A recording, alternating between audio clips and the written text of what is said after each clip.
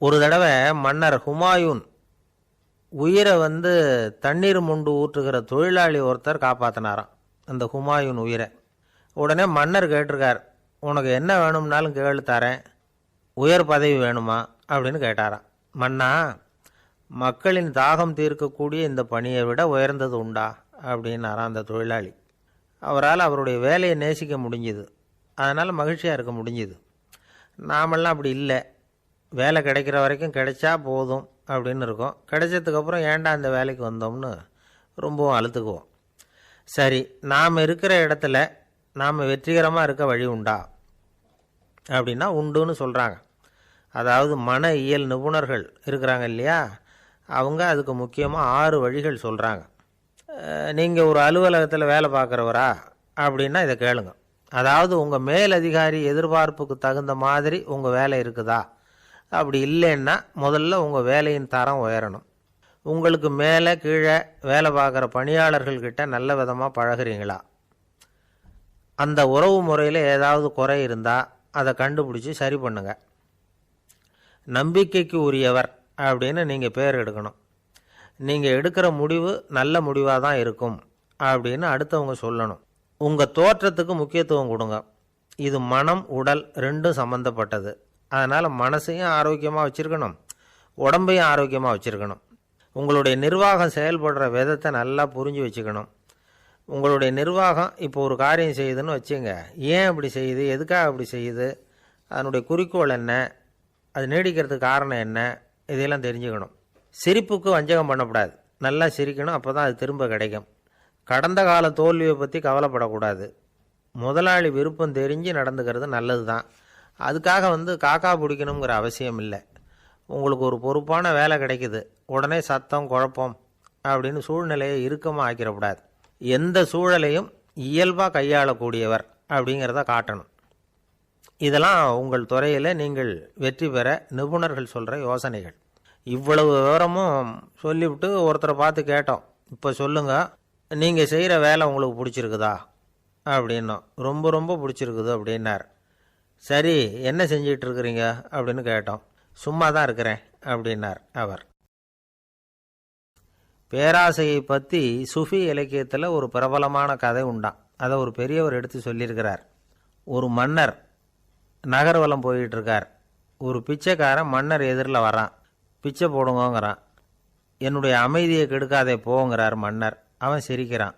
அரசே, உங்களுடைய அமைதி கெடக்கூடிய நிலையில் இருந்தால் அதுக்கு பேர் அமைதியே கிடையாது அப்படின்னு நானா. எதிரில் நிற்கிறது வெறும் பிச்சைக்காரன் இல்லை, யோகி அப்படிங்கிறத மன்னர் புரிஞ்சுக்கிட்டார். துறவியே, உங்களுக்கு என்ன வேணும்னாலும் கேளுங்க, கொடுக்குறேன்னாராம். அந்த துறவி மறுபடியும் சிரிக்கிறார். அரசே, உங்களால் முடியாததையெல்லாம் கொடுக்க முடியும்னு சத்தியம் செய்யாதீங்க அப்படின்னார். மன்னருக்கு கோபம் வந்துட்டுது. என்ன இவர் இப்படி சொல்கிறாரே அப்படின்னு நினச்சார். நகர்வலத்தை பாதியிலேயே நிறுத்தினார். வாங்க அரண்மனைக்குன்னார். துறவியை அழைச்சிக்கிட்டு அரண்மனைக்கு வந்துட்டார். துறவி தன்கிட்ட இருந்த பிச்சை பாத்திரத்தை நீட்டினார். இது நிறைய எனக்கு பொற்காசுகள் வேணும் அப்படின்னாராம். அவ்வளவு தானா, இது ஒரு பெரிய காரியமா அப்படின்னு கையை தட்டினாராம் மன்னர். ஒரு பெரிய தாம்பாளம் நிறைய பொற்காசுகள் சேர்ந்தது. அதை அள்ளி போட்டார். போட போட அந்த பிச்சை பாத்திரம் நிரம்பவே இல்லை. பொற்காசுகள் போட போட அவ்வளவையும் உள்ளே வாங்கிக்கிட்டே இருக்குது. அரசாங்க கஜானாவே காலி ஆகிட்டுது. மூட்டை மூட்டையாக பொற்காசுகளை கொட்டி பார்த்துட்டாங்க. அது முழுங்கிக்கிட்டே இருக்குது. கடைசி வரைக்கும் அந்த பிச்சை பாத்திரம் நிரம்பவே இல்லை. அரசர்கிட்ட இருந்த கர்வம் போயிட்டுது. அப்படியே பொத்துன்னு துறவி காலில் விழுந்தார். அப்போ அந்த துறவி சொன்னாராம், மன்னா, இந்த பிச்சை பாத்திரத்தை உங்களால் மட்டும் இல்லை, வேற யாராலையும் நிரப்ப முடியாது.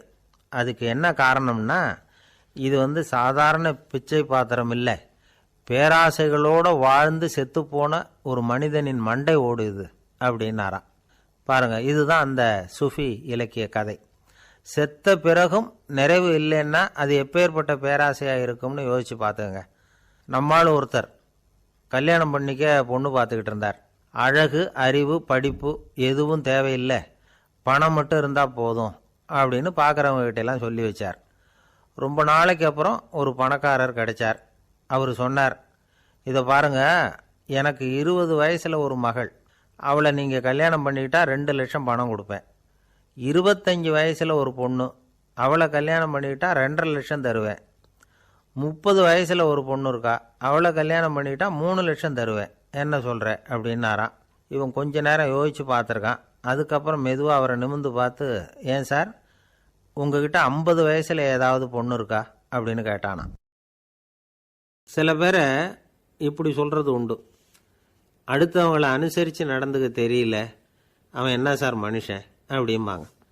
சக மனிதர்களோடு எப்படி பழகிறது அப்படின்னு தெரியாததுனாலேயே பல பேர் இன்றைக்கி சங்கடப்பட்டுக்கிட்டு இருக்கிறாங்க.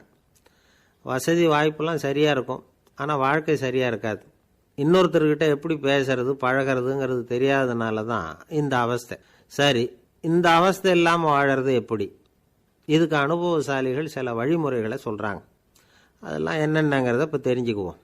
முதல்ல நம்ம நாக்கு நம்ம கண்ட்ரோலில் இருக்கணும். வார்த்தைகளை கொட்டிவிட்டு அதுக்கப்புறம் அள்ள முடியாமல் கிடந்து கஷ்டப்படக்கூடாது. எப்படி பேசுகிறோங்கிறதும் முக்கியம், பேசுகிறப்ப எப்படி முகத்தை வச்சிருக்கிறோங்கிறதும் முக்கியம். அன்பாக பேசினாலும் நல்லாயிருக்கும். அப்படி பேசுகிறப்ப ஆதரவாக அவர் தோள் மேலே ஒரு கையை போட்டுக்கிட்டு பேசினா இன்னமும் நல்லாயிருக்கும். ரெண்டாவது விஷயம், இன்னொருத்தர்கிட்ட பேசுகிறப்போ வாக்குறுதிகளை அள்ளி வீசக்கூடாது. கொடுக்குற வாக்குறுதி குறைச்சலாக இருக்கணும். அப்படி கொடுத்த வாக்குறுதியை கண்டிப்பாக நிறைவேற்றணும். நாம் ஒருத்தரை பாராட்டுறோம் அல்லது அவரை பற்றி அபிப்பிராயம் சொல்கிறோம்னா அது ஆக்கப்பூர்வமாக இருக்கணும். நம்ம பாராட்டு அல்லது விமர்சனம் அடுத்தவருடைய முன்னேற்றத்துக்கு உதவுறது மாதிரி இருக்கணும். நாம் சொல்கிறத கேட்டுட்டு அவன் தலையில் கையை வச்சுட்டு உட்காந்துடக்கூடாது. எப்பவும் உற்சாகமாக இருக்கணும், முகம் மலர்ச்சியாக இருக்கணும். மனுஷன் இருந்தால் வருத்தம், கவலை, ஏமாற்றம் எல்லாம் இருக்க தான் செய்யும். அதெல்லாம் மனசில் இருக்கட்டும். அந்த வருத்தமும் கவலையும் ஏமாற்றமும் சேர்ந்துக்கிட்டு நம்ம முகத்தில் இருக்கிற மலர்ச்சியை மூடி மறைக்கிறதுக்கு நாம் இடம் கொடுத்துடக்கூடாது. எந்த விஷயத்தை பற்றி யாருக்கிட்ட பேசினாலும் வெளிப்படையாக பேசணும், திறந்த மனசோடு பேசணும். மூடி மறைச்சி முன்னு முழுங்கிக்கிட்டு இருக்கக்கூடாது. இன்னொருத்தர்கிட்ட பேசுகிறப்போ விவாதம் பண்ணுங்க, அது தப்பு இல்லை. ஆனால் வாதாடிக்கிட்டு இருக்கக்கூடாது. அதாவது என்ன சொல்கிறாங்கன்னா, டிஸ்கஸ் பண்ணலாம், ஆர்கியூ பண்ணக்கூடாதான். நம்மக்கிட்ட இருக்கிற நல்ல குணங்களை நாம் எடுத்து சொல்லிகிட்டு இருக்கக்கூடாது. அந்த நல்ல குணங்களே நம்மளை பற்றி எடுத்து சொல்லணும், அது மாதிரி நடந்துக்கணும். அதே மாதிரி அடுத்தவங்க கிட்ட உள்ள கெட்ட குணங்களை பற்றி அவசியம் இல்லாமல் நாம் பேச வேண்டியதில்லை. உங்களை பற்றி யாராவது தப்பாக பேசுகிறாங்களா, அப்படி அவங்க பேசுகிறதுல உண்மை இல்லையா அப்படின்னா அதை நீங்கள் பொருட்படுத்த வேண்டியதில்லை, விட்டுடலாம். அது தானாக போயிடும்.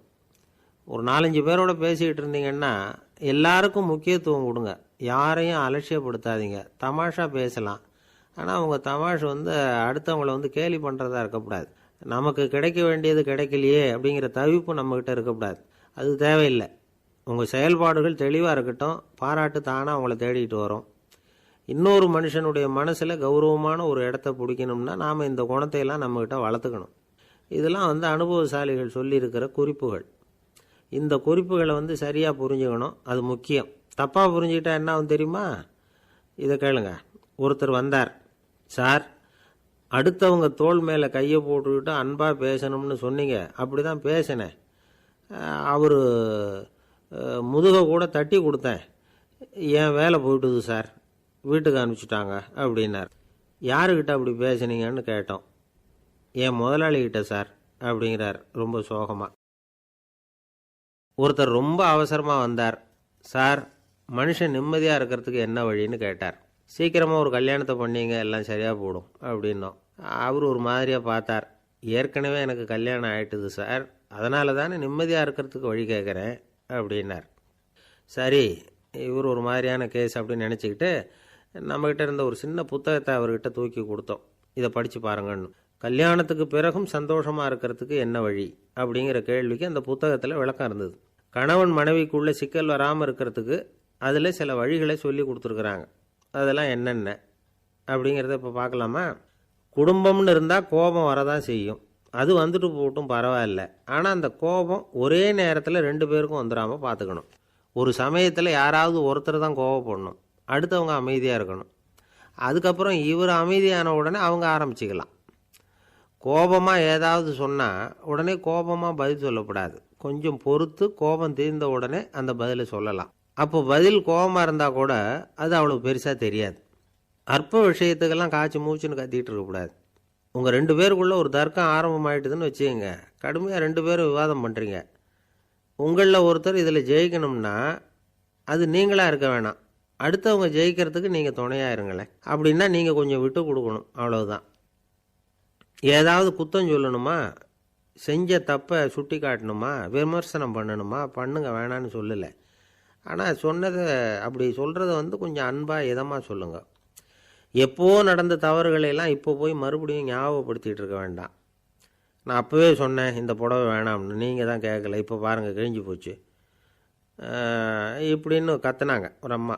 எப்போ சொன்னீங்கன்னு கேட்டால் ஒரு 10 வருஷத்துக்கு முன்னாடி தீபாவளி சமயத்தில் அப்படிங்கிறாங்க.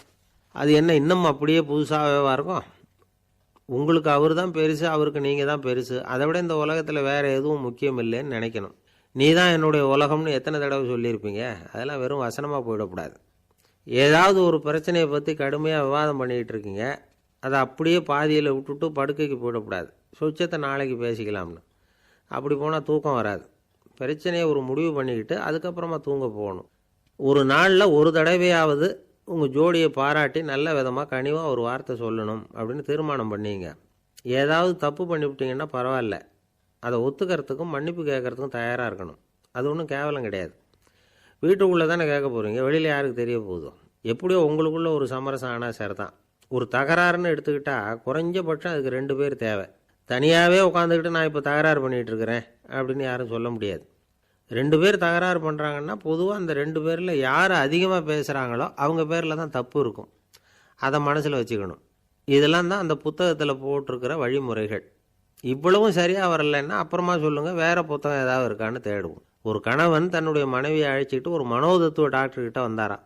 டாக்டர், எங்களுக்கு கல்யாணம் ஆகி 30 வருஷ காலமாக நாங்கள் ஒரு விஷயத்தில் கூட ஒத்து போனதில்லை அப்படின்னு ஆரம்பித்தார். உடனே அந்த அம்மா குறுக்கிட்டு, அது 30 வருஷம் இல்லை 32 வருஷம் அப்படின்னாங்களாம். இந்த உலகமே ஒரு நாடக மேடை, நாம் எல்லாரும் நடிகர்கள். இது ஞானிகள் சொல்கிறது. இது ஒரு பக்கம் இருக்கட்டும். இந்த உலகத்துக்குள்ளே எத்தனையோ நாடக மேடைகள், எத்தனையோ நடிகர்கள், எத்தனையோ நாடகங்கள். இதெல்லாம் எப்படி ஆரம்பமாச்சு? அதுதான் இன்றைக்கி தகவல். அதாவது ஆதி மனிதன் பேச ஆரம்பிக்கிறதுக்கு முன்னாடி சைகையாலேயே எல்லாத்தையும் சொல்லிகிட்டு இருந்தான். அதனால் அப்போவே நடிப்பு ஆரம்பமாயிட்டுது. முதல்ல ஒரு வேட்டையைத்தான் அவன் நடித்து காட்டியிருப்பான். இவன் எப்படி போனான், எதிரில் மிருகம் எப்படி வந்தது, அதோடு எப்படி சண்டை போட்டான், எப்படி அடித்து கொண்டுகிட்டு வந்தான், இதை அப்படியே மற்றவங்களுக்கு நடித்து காட்டியிருப்பான். ஏன்னா மொழி கிடையாது. இந்த காலத்துலலாம் நாடகங்களில் நடிக்கிறவங்கள நடிகர்கள்ங்கிறோம். ஒரு காலத்தில் இவங்களுக்கு என்ன பேர் தெரியுமா? திஸ்பியர்கள் அப்படின்னு பேரான். இதுக்கு காரணம் உண்டு.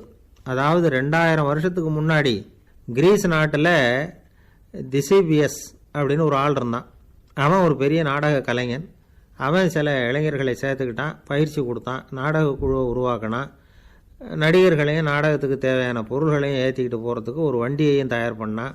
அந்த வண்டியிலேயே அவன் கிரேக்க நாடு பூராவும் சுற்றினான். ஊர் ஊராக நாடகம் போட்டான். ஒரு ஊருக்கு போனதும் அங்கே நாடகம் நடத்த தியேட்டர் இருக்கா அப்படிங்கன்னெல்லாம் பார்க்குறதில்ல அவன். ஏன்னா அப்போலாம் தியேட்டர்னா என்னென்ன தெரியாது. நாடகம்னா அதை ஒரு மூடிய கொட்டைக்குள்ளே தான் நடத்தணுங்கிறது அப்போ யாருக்குமே தோணலை. இந்த வண்டி போகும், அதுவே ஒரு பகுதி அப்படியே ஒரு மேடை மாதிரி விரிச்சிக்கும். அதில் ஏறி நின்றுக்கிட்டு நாடகத்தை நடித்து காட்டுவாங்களாம். மக்கள்லாம் எதிரில் தரையில் உட்காந்து அதை பார்த்துக்கிட்டு இருக்கிறது. உலகத்தின் முதல் நடமாடும் தியேட்டர் இது தானா. இந்த திசிபியஸ் தான் முதலாக உலகத்தில் நாடகங்கிற பொழுதுபோக்கை நடத்தி காட்டினவன் அப்படின்னு சொல்கிறாங்க. அவன் சொந்தமாக நாடகம் எழுதுனா, நடித்தான், நாடகத்தை இயக்கினான். அதனால தான் அவனை first man of the theatre அப்படின்னு சொல்லுவாங்க. அவன் தான் நாடக மேடையின் முன்னோடி. கிரேக்கர் காலத்திலேயே நாடக ஆசிரியர்கள், நடிகர்கள், ரசிகர்கள் இவங்கள்லாம் உருவாயிட்டாங்களாம். நாடகத்தின் சரித்திரத்தில் இந்த 3 பிரிவும் ரொம்ப முக்கியம். அதாவது கிரேக்க தியேட்டர்கள்லாம் திறந்த வெளி மேடைகள் தான். பெரும்பாலும் மலைச்சரிவுகள், அதுவே படிப்படியாக பண்ணியிருப்பாங்க. கீழே அரைவட்ட வடிவில் மேடை, அதுக்கு ஆர்கெஸ்ட்ரான்னு பேர். பிற்காலத்தில் இதில் உட்காந்து இசைக்குழுவினர் வாய்ச்சதுனால இசைக்குழுவுக்கே ஆர்கெஸ்ட்ராங்கிற பேர் வந்துட்டுது. இப்போது கிரேக்க தியேட்டர்களில் ஒன்று, அதோட காலம் கிமு 340. அதை இன்னமும் பாதுகாத்து வச்சுருக்கிறாங்களாம். எபிடாரஸ் அப்படிங்கிற இடத்துல அது இருக்குதான். இன்னமும் அந்த தியேட்டரை பயன்படுத்திக்கிட்டு வர்றாங்களாம். சிறந்த கிரேக்க நாடகங்கள்லாம் அங்கே நடிக்கிறாங்களாம். ஆரம்ப காலத்திலேயே கட்டணம் கிடையாது. அப்புறம் பின்னாடி தான் நுழைவு கட்டணம்லாம் அப்படியே வந்துட்டு தான். நடிகர்கள் பளபளப்பான ஆடைகள் உடுத்தியிருப்பாங்களாம். இந்த குதிகால் உயர்ந்த காலணிகள் போட்டிருப்பாங்களாம். இதெல்லாம் பழைய குறிப்புகள். பலவிதமான உருவங்களில் மாஸ்க் அப்படின்னு சொல்லப்படுற முகமூடி அதனால் ஒரே நடிகர் பல வேடங்களில் நடிக்கிறது உண்டாம். ஆரம்பத்தில் பெண் நடிகர்கள் கிடையாது, எல்லாம் ஆண் நடிகர்கள் தான். ரோமானியர்கள் தான் முதல் நிரந்தர நாடக மேடையை கட்டினவங்க. அதுதான் முதல் தியேட்டர். கிமு 1048 காலகட்டத்தில் பாம்பிங்கிற நகரத்தில் அதை கட்டியிருக்கிறாங்களாம். கிரேக்க ரோமானிய தியேட்டர்களின் அடிப்படையிலேயே இந்த இத்தாலிய வடிவமைப்பாளர்கள் இந்த குதிரை லாட வடிவில் ஒரு ஆடிட்டோரியத்தை உருவாக்கினாங்களாம். இப்படி அதை பற்றி நிறைய தகவல் இருக்குது. 1576 லண்டனில் இந்த வின்ஸ்பர்ரி, அப்புறம் இந்த பில்ட்ஸில், அப்புறம் ஜேம்ஸ் இப்படிங்கிறவர் முயற்சியால் தான் இங்கிலாந்தில் முதல் தியேட்டர் உருவாச்சான். அப்படி ஒருத்தர் இருந்தாராம். உலக நாடக மேடையின் வரலாறு இதுதான். அதாவது இப்பெல்லாம் அறிவியல் வளர்ச்சி அதிகமாகிட்டுது, திரைப்படம் தொலைக்காட்சி எல்லாம் வந்தாச்சு. ஒவ்வொரு வீடுமே ஒரு குட்டி தியேட்டர் மாதிரி ஆகிட்டுது. தொலைக்காட்சி முன்னாடி உட்காந்தா எழுந்திருக்கவே மனசு வர்றதில்லை. ஒரு அம்மா ஒரு மனோதத்துவ டாக்டரை தேடிட்டு வந்தாங்களாம் இந்த காலத்தில். டாக்டர், எங்கள் வீட்டுக்காரர் எப்போ பார்த்தாலும் டிவி முன்னாடி உட்காந்துக்கிட்டு அதையே வெறிச்சு பார்த்துக்கிட்டு இருக்கிறார், உத்து பார்த்துக்கிட்டு இருக்கார், எனக்கு சந்தேகமாக இருக்குன்னாங்களாம். இது மனக்கோளாறு இல்லைங்க, ஆர்வக்கோளாறு, அவ்வளவுதான், இதுக்காக பயப்படாதீங்கன்னாரான் டாக்டர். அப்படி இல்லை டாக்டர், டிவி ஓடும் பொழுது நாம் எல்லாம் அதை பார்க்குறோம் சரி, ஆனால் அவர் அப்படி இல்லை, டிவியை நிறுத்தினதுக்கு அப்புறமும் அதையே உத்து பார்த்துட்டு உட்காந்துருக்கிறார், அதனால தான் சந்தேகப்பட்டு உங்ககிட்ட வந்தேன் அப்படின்னாங்களாம். ஒரு சின்ன பையன் வந்தான். அவனை பார்த்து ஒரு கேள்வி கேட்டோம். ஏன்ப்பா உங்கள் வீட்டில் அம்மா புத்திசாலியா அப்பா புத்திசாலியா அப்படின்னு. அவன் அலட்சியமாக நம்மளை பார்த்து சிரிக்கிறான். என்ன சார் இது, இந்த காலத்தில் இது கூட தெரியாமல் இருக்கிறீங்களே அப்படிங்கிறான். ஒரு சின்ன பையன் நம்மளை பார்த்து இப்படி கேட்டு விட்டானே அப்படின்னு நினைக்கிறப்போ நமக்கு ஒரு மாதிரி ஆகிடும். அதுக்கப்புறம்தான் இந்த தாத்தா பாட்டிலாம் சொல்கிற ஒரு கதை ஞாபகத்துக்கு வந்தது. அது என்ன கதை தெரியுமா? ஒரு ஊரில் ஒரு அம்மாவும் பிள்ளையும் இருந்தாங்களாம். அந்த மகனுக்கு திடீர்னு தேசாந்திரம் போய் வரணும்னு ஆசை வந்துட்டுது. ஊராக போய் சுற்றி பார்க்கணுங்கிற ஆசை. அந்த அம்மாவுக்கு இது பிடிக்கல. மகனை பிரிஞ்சு இருக்கிறதுக்கு அவங்க மனசு இடம் கொடுக்கல. வேணாப்பான்னு சொல்லி பார்த்தாங்க, அவன் கேட்கல. திடீர்னு புறப்படவும் செஞ்சுட்டான். சரி, இனிமேல் அவனை தடுக்க முடியாதுன்னு முடிவு பண்ணிட்டாங்க அந்த அம்மா. இருந்தாலும் புத்திசாலித்தனமாக ஒரு யோசனை பண்ணாங்க. மகனை கிட்டத்தில் கூப்பிட்டாங்க. அவங்ககிட்ட சொன்னாங்க, இதை பாருப்பா, நீ தேசாந்திரம் போகிறதுன்னு தீர்மானம் பண்ணிவிட்ட, அதை நான் தடுக்கலை, போயிட்டு வந்துடும். ஆனால் போகிறதுக்கு முன்னாடி எனக்கு ஒரு வாக்குறுதி கொடுத்துட்டு போ அப்படின்னாங்க.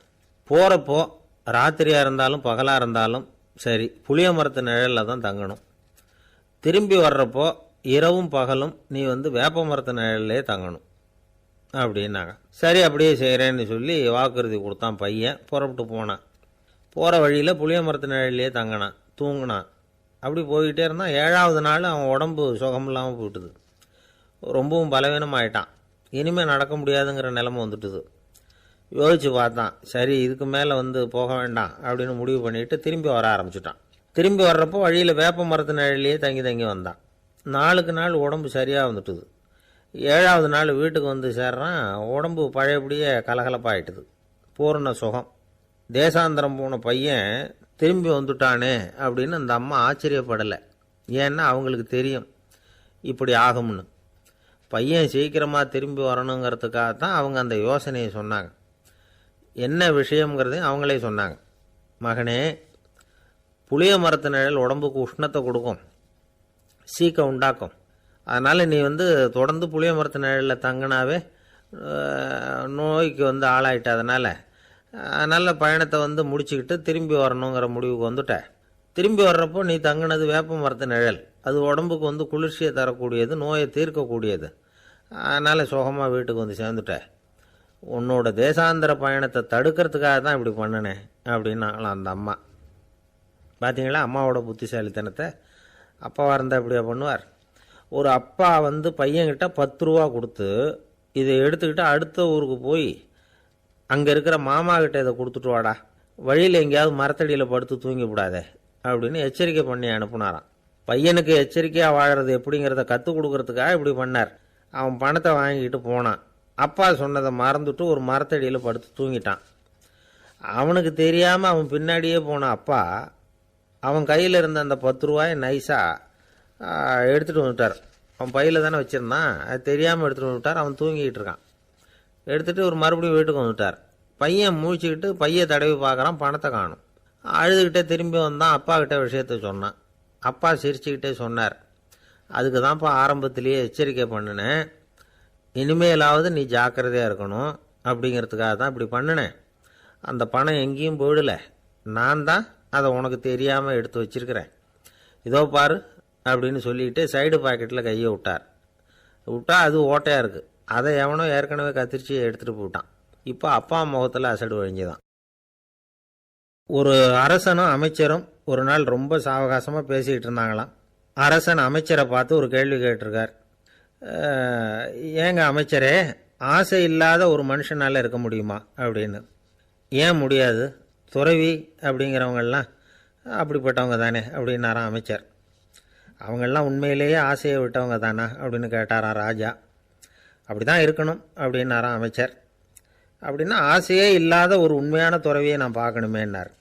அது என்ன பிரமாதம், அதுக்கு நான் ஏற்பாடு பண்ணுறேன் அப்படின்னு விட்டார் இவர். சொல்லிவிட்டு உடனே புறப்பட்டு போனார். அங்கங்கே தேடினார். அப்புறம் தான் அவருக்கு புரிஞ்சுது உண்மை துறவியை கண்டுபிடிக்கிறது எவ்வளவு கஷ்டமான காரியம்னு. இருந்தாலும் ராஜா கிட்ட சொல்லியாச்சே உண்மை துறவியை காட்டுறேன்னு. இப்போ என்ன பண்ணுறது? ராஜா கிட்ட சொன்னபடி நடக்கலைன்னா அவருக்கு கோபம் வந்துடும். அமைச்சர் ஒரு யோசனை பண்ணார். அவருக்கு ஒரு வழி தெரிஞ்சுது. அதுதான் சரின்னு முடிவு பண்ணார். அதாவது அந்த ஊரில் அவருக்கு தெரிஞ்ச நாடக நடிகர் ஒருத்தர் இருக்கிறார், நல்லா நடிப்பார். அவரை போய் பார்த்தார். இதை பாருப்பா, எனக்காக நீ ஒரு காரியம் செய்யணும்னார். என்னன்னு கேட்டார் அவர். நீ ஒரு துறவி மாதிரி கொஞ்ச நேரத்துக்கு நடிக்கணும். ராஜா உன்னை பார்த்துட்டு போகிற வரைக்கும் நடி, அது போதும். அதுக்காக உனக்கு 10,000 ரூபா தரேன் அப்படின்னார். அவர் எந்த காலத்தில் இவ்வளவு பணத்தை மொத்தமாக பார்த்துருக்கார். அதனால் உடனே சரின்னு ஒத்துக்கிட்டார். அமைச்சர் அரண்மனைக்கு திரும்பி வந்தார். என்ன அமைச்சரே, இன்னுமா ஒரு உண்மையான துறவி கிடைக்கலன்னார். உண்மையான துறவி ஒருத்தரை இப்போ தான் கொஞ்ச நேரத்துக்கு முன்னாடி பார்த்து பேசிவிட்டு வர்றேன்.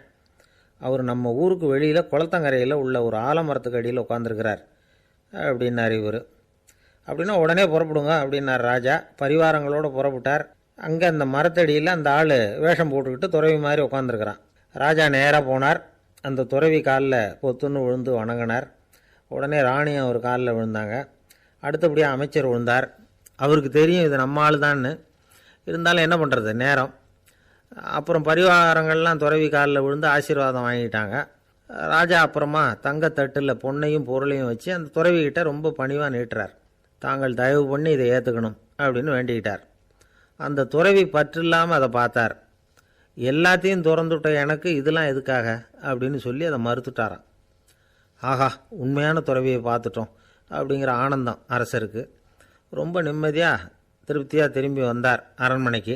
அதுக்கப்புறம் அமைச்சர் யாருக்கும் தெரியாமல் அந்த துறவிகிட்ட ஓடினார்.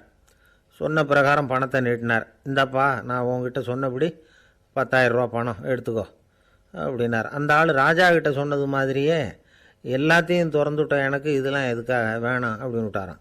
நடித்த வரைக்கும் போதும்ப்பா, இனிமேல் இந்த நாடக வசனம்லாம் வேணாம், வேஷத்தை கலைச்சிரு, பணத்தை வாங்கிக்கோன்னார். இல்லைங்க, இது வேஷம் இல்லை, இது வசனமும் இல்லை, இது உண்மை. கொஞ்ச நேரம் துறவி மாதிரி நடித்ததுக்கே இந்த தேசத்து ராஜா ராணி அமைச்சர் பரிவாரங்கள் எல்லாம் என் காலில் விழுந்து வணங்குறாங்க. அப்படின்னா உண்மையான துறவியாக இருக்கிறது எவ்வளவு பெருமையான விஷயம். நான் உண்மையான துறவியாக ஆக போகிறேன், அப்படி முடிவும் பண்ணிட்டேன் அப்படின்னார் அந்த நடிகர். வேஷம் கூட எப்படிப்பட்ட விளைவுகளை உண்டு பண்ணுது பார்த்தீங்களா. நம்மால் ஒருத்தன் ரொம்ப வசதியாக தான் இருந்தான். ஒரு நாள் அவன் சொத்து பூரா திருட்டு போட்டுது. அதுக்கப்புறம் இவன் துறவி மாதிரி ஆயிட்டான். ஊர் ஊராக சுற்றினான். ஒரு குருநாதரை தேடி கண்டுபிடிச்சான். அவர்கிட்ட சீடனாக சேர்ந்துக்கிட்டான். அவனை பார்த்து ஒருத்தர் கேட்டார், நீ உண்மையான சீடன் தானான்னு. இல்லைங்க, சீடன் மாதிரி நடிச்சுக்கிட்டு இருக்கிறேன் அப்படின்னா. அது குரு துரோகம் இல்லையா அப்படின்னு கேட்டார் அவர். இல்லைங்க, நான் பண்ணது குரு துரோகம் இல்லை, என் குரு பண்ணது தான் துரோகம். என்னுடைய பணத்தை கொள்ளையடித்தது இவர் தான். அதை எங்கே வச்சிருக்காருன்னு கண்டுபிடிக்கிறதுக்காக தான் இவர்கிட்ட சீடனாக சேர்ந்துருக்கிறேன் அப்படின்னா. ஒரு ஆள் இருந்தான், நிறைய பணம் சம்பாதிச்சான். ஆனால் செலவு பண்ண மனசு வரல, கருமி. அவன் என்ன பண்ணான், சேர்த்த பணம் பூராவையும் ஒரு மரத்தடியில் புதைச்சி வச்சுருந்தான். வாரத்துக்கு ஒரு தடவை அந்த மரத்தடிக்கு வருவான். புதைச்ச இடத்த ஆவலோடு பார்த்துக்கிட்டு இருப்பான். அதுக்கப்புறம் போயிடுவான். அவ்வளவுதான். ஒரு நாள் ஒரு திருடன் வந்தான். இவன் புதைச்சி வச்சுருந்ததெல்லாம் எடுத்துகிட்டு போயிட்டான். இது தெரிஞ்சு போச்சு. அந்த கருமி புலம்ப ஆரம்பிச்சிட்டான். இவன் புலம்பலை கேட்டதும் அக்கம் பக்கத்தில் இருந்தவங்கெல்லாம் ஓடி வந்தாங்க. என்ன விஷயம்னு விசாரித்தாங்க. இவன் சொன்னான். ஒரு பெரியவர் கேட்டார், ஏப்பா வாரம் வந்து இந்த இடத்த பார்க்குறதாக சொன்னியே, எப்போவாவது இதில் இருக்கிற பணத்தை எடுத்து செலவு பண்ணியிருக்கியா அப்படின்னு கேட்டார். நான் அப்பப்போ வந்து அதை பார்க்கறது தான் வழக்கம், அதை தொட்டதே இல்லைன்னு அவன். சரி, அப்படின்னா இப்போவும் நீ அதே மாதிரி வாரம் ஒரு தடவை வந்து இந்த இடத்த பார்த்துட்டு போகலாமே அப்படின்னாராம் அந்த பெரியவர். அதுவும் சரிதானே, எவ்வளவு காலமானாலும் அவன் அந்த பணத்தை எடுத்து செலவு பண்ண போகிறதில்ல. அப்படி இருக்கிறப்ப உள்ளே பணம் இருந்தாலும் ஒன்று தான், இல்லாமல் போனாலும் ஒன்று தான். இதிலேருந்து என்ன புரியுதுன்னா, ஒருத்தர்கிட்ட இருக்கிற பணத்தை கொண்டு அவர் பணக்காரரா ஏழையா அப்படின்னு முடிவு செய்கிறது சரியில்லை. அந்த செல்வத்தை அனுபவிக்கிற திறன், பயன்படுத்துகிற திறன், அதை வச்சு தான் அவர் ஏழையா பணக்காரரா அப்படிங்கிறத நிர்ணயம் பண்ணணும். அதுதான் சரி. செலவு பண்ண தெரியாதவன் சேகரம் பண்ணிகிட்டே இருக்கிறதுனால என்ன பிரயோஜனம்? தலைமுடியே இல்லாதவன் தாராளமாக சீப்புகளை வாங்கி சேகரம் பண்ணுறது மாதிரி தானே இது. சில சமயம் செலவு பண்ண நாம் தயாராக இருந்தால் கூட அந்த செல்வம் நமக்கு பயன்படுறதில்ல. அரேபியாவில் ஒரு நகை வியாபாரி விலை உயர்ந்த முத்துக்களை எல்லாம் அவர் வச்சு வியாபாரம் பண்ணிகிட்டு இருந்தார். அவர் ஒரு சமயம் ஒரு பாலைவனம் வழியாக போயிட்டு இருக்கிறார் ஒட்டகத்தில். அப்போது திடீர்னு கடுமையான புயல் வீச ஆரம்பிச்சுட்டுது. திசை தவறி இவர் எங்கேயோ வந்துட்டார். கூட வந்தவங்களையும் காணலை, எங்கே போனாங்களோ தெரியல. இவர் ரொம்ப பயந்து போய் அங்கே எங்கேயுமா அலைஞ்சு திரியிறார். வழியே தெரியல, பசி கடுமையாயிட்டுது. ஒட்டகத்து முதுகில் ஒரு மூட்டை இருந்தது, அதை பிரித்து பார்த்தார். உள்ளே ஏதாவது இருக்கான்னு தேடி பார்க்குறார். அது வரைக்கும் கண்ணில் தட்டுப்படாத அபூர்வமான ஒரு பை கண்ணில் பட்டுது. ஆஹா, அதில் ஏதாவது சாப்பிட்றதுக்கு இருக்கும் அப்படின்னு நினச்சி ஆவலாக அதை பிரித்து பார்க்குறார். அந்த பையில் விலை உயர்ந்த முத்துக்கள் நிறைய இருந்துதான். அப்போ தான் அவர் நினச்சாராம், விலை உயர்ந்த முத்துக்கள் கூட சாப்பிட்றதுக்கு உணவாக முடியாது அப்படிங்கிறத புரிஞ்சுக்கிட்டாராம். எந்த நேரத்தில் எது நமக்கு தேவையோ அது நமக்கு தாராளமாக கிடைக்கணும். அப்படி அது கிடைக்கிறதுக்கு நம்மக்கிட்ட இருக்கிற செல்வம் பயன்படணும். அது நமக்கும் பயன்படலாம், நம்ம மூலமாக அடுத்தவங்களுக்கும் பயன்படலாம். அதுதான் செல்வத்தின் பயன். ஒரு மரத்தடியில் ஒருத்தன் உட்காந்து அழுதுகிட்டு இருந்தான். அந்த பக்கமாக வந்த இன்னொருத்தன் ஏப்பா அழுதுகிட்டு இருக்கிறேன்னு கேட்டான். இந்த இடத்துல தான் பூமிக்கு அடியில் பணம் இருக்குது, புதைச்ச இடம் தெரியல, அதான் அழறேன் அப்படின்னா. நல்லா ஞாபகப்படுத்தி பாரு, எந்த இடத்துல புதைச்ச அப்படின்னு கேட்டான் இவன். அது எப்படி எனக்கு தெரியும், புதைச்சி வச்சிருக்கிறவன் நான் இல்லையே, எங்கள் எதிர்த்த வீட்டுக்காரன் அப்படின்னானா இவன். அந்த ஆள் என்னை கண்ணா புண்ணான்னு திட்டிவிட்டான் சார், அதை நினச்சா எனக்கு ரொம்ப வருத்தமாக இருக்குது அப்படின்னு சொல்லி கவலைப்பட்டார் ஒருத்தர். இதில் கவலைப்படுறதுக்கு என்ன இருக்குது அப்படின்னார் ஒரு பெரியவர். அவர் ஒரு மகான். என்ன சார் இப்படி சொல்கிறீங்க, ஒருத்தர் நம்ம பார்த்து திட்டுனா வருத்தமாக இருக்காதா அப்படின்னார். அது எப்படி வருத்தமாக இருக்கும், திட்டுறதுங்கிறது என்ன, அது வெறும் சத்தம் தானே அப்படின்னார் அந்த பெரியவர். நம்ம ஆளுக்கு தலையை பிச்சுக்கலாம் போல இருந்தது. இருக்காது அப்படின்னா நமக்கே அப்படி தானே தோணுது. அந்த பெரியவர் சொல்கிறது ரொம்ப பெரிய விஷயம். அதை நாம் புரிஞ்சிக்க முயற்சி பண்ணலாம்னா நடைமுறை வாழ்க்கைக்கு அது ஒத்து வர்றது மாதிரி தெரிய மாட்டேங்குது. இருந்தாலும் அந்த பெரியவர் அதுக்கு என்ன தான் விளக்கம் கொடுக்குறாருன்னு பார்ப்போமே. ஒரு ரயில் போயிட்டுருக்கு, அதில் ஒரு சாது போயிட்டுருக்கார். அந்த ரயில் வந்து அவர் ஹரித்வாரம் போயிட்டுருக்கார். அவர் ரயிலில் ஏகப்பட்ட கூட்டம். நம்ம ஊர் ரயில் கேட்கவா வேணும், டிக்கெட் வாங்கிட்டு கொஞ்சம் பேர், வாங்காத கொஞ்சம் பேர். அது என்னத்துக்கு அனாவசியமாக டிக்கெட் அப்படிங்கிற நினப்பில் பாதி பேர். இந்த கூட்டத்துக்கு மத்தியில் அந்த சாதுவும் போயிட்டுருக்கிறார். உட்கார்றதுக்காக இருந்த இடத்துல ஒரு ஆள் படுத்துருக்கிறான், கொஞ்சம் முரட்டு ஆசாமி. அவன் கால் பக்கத்தில் கொஞ்சோண்டு இடம் பாக்கி இருந்தது. அந்த இடத்துல இந்த சாது உட்காந்துருந்தார். மெதுவாக உட்காந்துக்கிட்டார் போய். ஆனால் அந்த ஆள் ராத்திரி பூரா இவரை காலால் உதச்சிக்கிட்டே இருக்கிறான். அது இவருக்கு ரொம்ப அவமானமாக பட்டுது. அதனால் துக்கம் ஏற்பட்டுது. இருந்தாலும் அதை ஒரு மாதிரியாக சகிச்சுக்கிட்டே இவர் வந்து சேர்ந்தார். பொழுது விடிஞ்சுது. அந்த சாது ஹரித்வார் வந்து சேர்ந்தார். அங்கே ஒரு பெரிய ஞானியை சந்தித்தார். ராத்திரி ரயிலில் அந்த ஆள் உதைச்சதையும் அதனால் தனக்கு ஏற்பட்ட துக்கத்தையும் இந்த சாது அந்த ஞானிகிட்ட சொன்னார். சொல்லிவிட்டு, ஏன் சுவாமி, எனக்கு துக்கம் ஏற்பட்டதே அது தப்பா அப்படின்னு கேட்டார். தவறு தான்னார் அந்த ஞானி. உனக்கு இன்னமும் தேக அபிமானம் போகலைங்கிறது தான் அது காட்டுது. அஷ்டாவக்ரர் என்ன சொல்கிறார் தெரியுமா, உண்மையான ஞானி யாராவது தன்னை வந்தனை செய்தால் அதற்காக சந்தோஷப்பட மாட்டார், யாராவது நிந்தனை செய்தால் அதற்காக வருத்தப்பட மாட்டார் அப்படின்னு சொல்கிறார். நிந்தனைங்கிறது ஒரு ஒலி தான். தேகாபிமானம் இருக்கிற வரைக்கும் இந்த ஒலி நம்மளை வந்து வேதனைப்படுத்தும். நான் தேகம் இல்லை ஆத்மா அப்படிங்கிற நினைவு இருந்தால் இந்த ஒலி நம்மளை பாதிக்காது. மனு என்ன சொல்கிறார் தெரியுமா? ஒரு சாதகன் பாராட்டுதலை விஷம்னு நினச்சி பயப்படணும், அவமானத்தை அமிர்தம்னு நினச்சி சந்தோஷப்படணுங்கிறார். அவமானப்பட்டால் கவலைப்படாமல் எப்படி இருக்க முடியும் அப்படின்னு தான் நமக்கு தோணும். அதனால தான் நம்மளில் யாரும் இதுக்கு உதாரணமாக யாரையும் காட்ட முடியல. புத்தரையும் கபீரையும் உதாரணமாக காட்டுறாங்க. அவங்களுக்கெல்லாம் அவமானம் ஏற்பட்டப்போ கவலையே படலையாம். புத்தரை அவமானப்படுத்தணுங்கிறதுக்காக கௌசாம்பி ராணி ஒரு இளம் பெண்ணை கொலை பண்ணி சடலத்தை புத்தர் குடிசைக்கு முன்னாடி போட சொன்னார். போட்டாங்க. புத்தர் தான் அந்த பொண்ணை கெடுத்து கொலை பண்ணிவிட்டாருன்னு எல்லாரும் நினச்சாங்க. ஆனால் புத்தர் இதை பற்றி கவலையே படலை.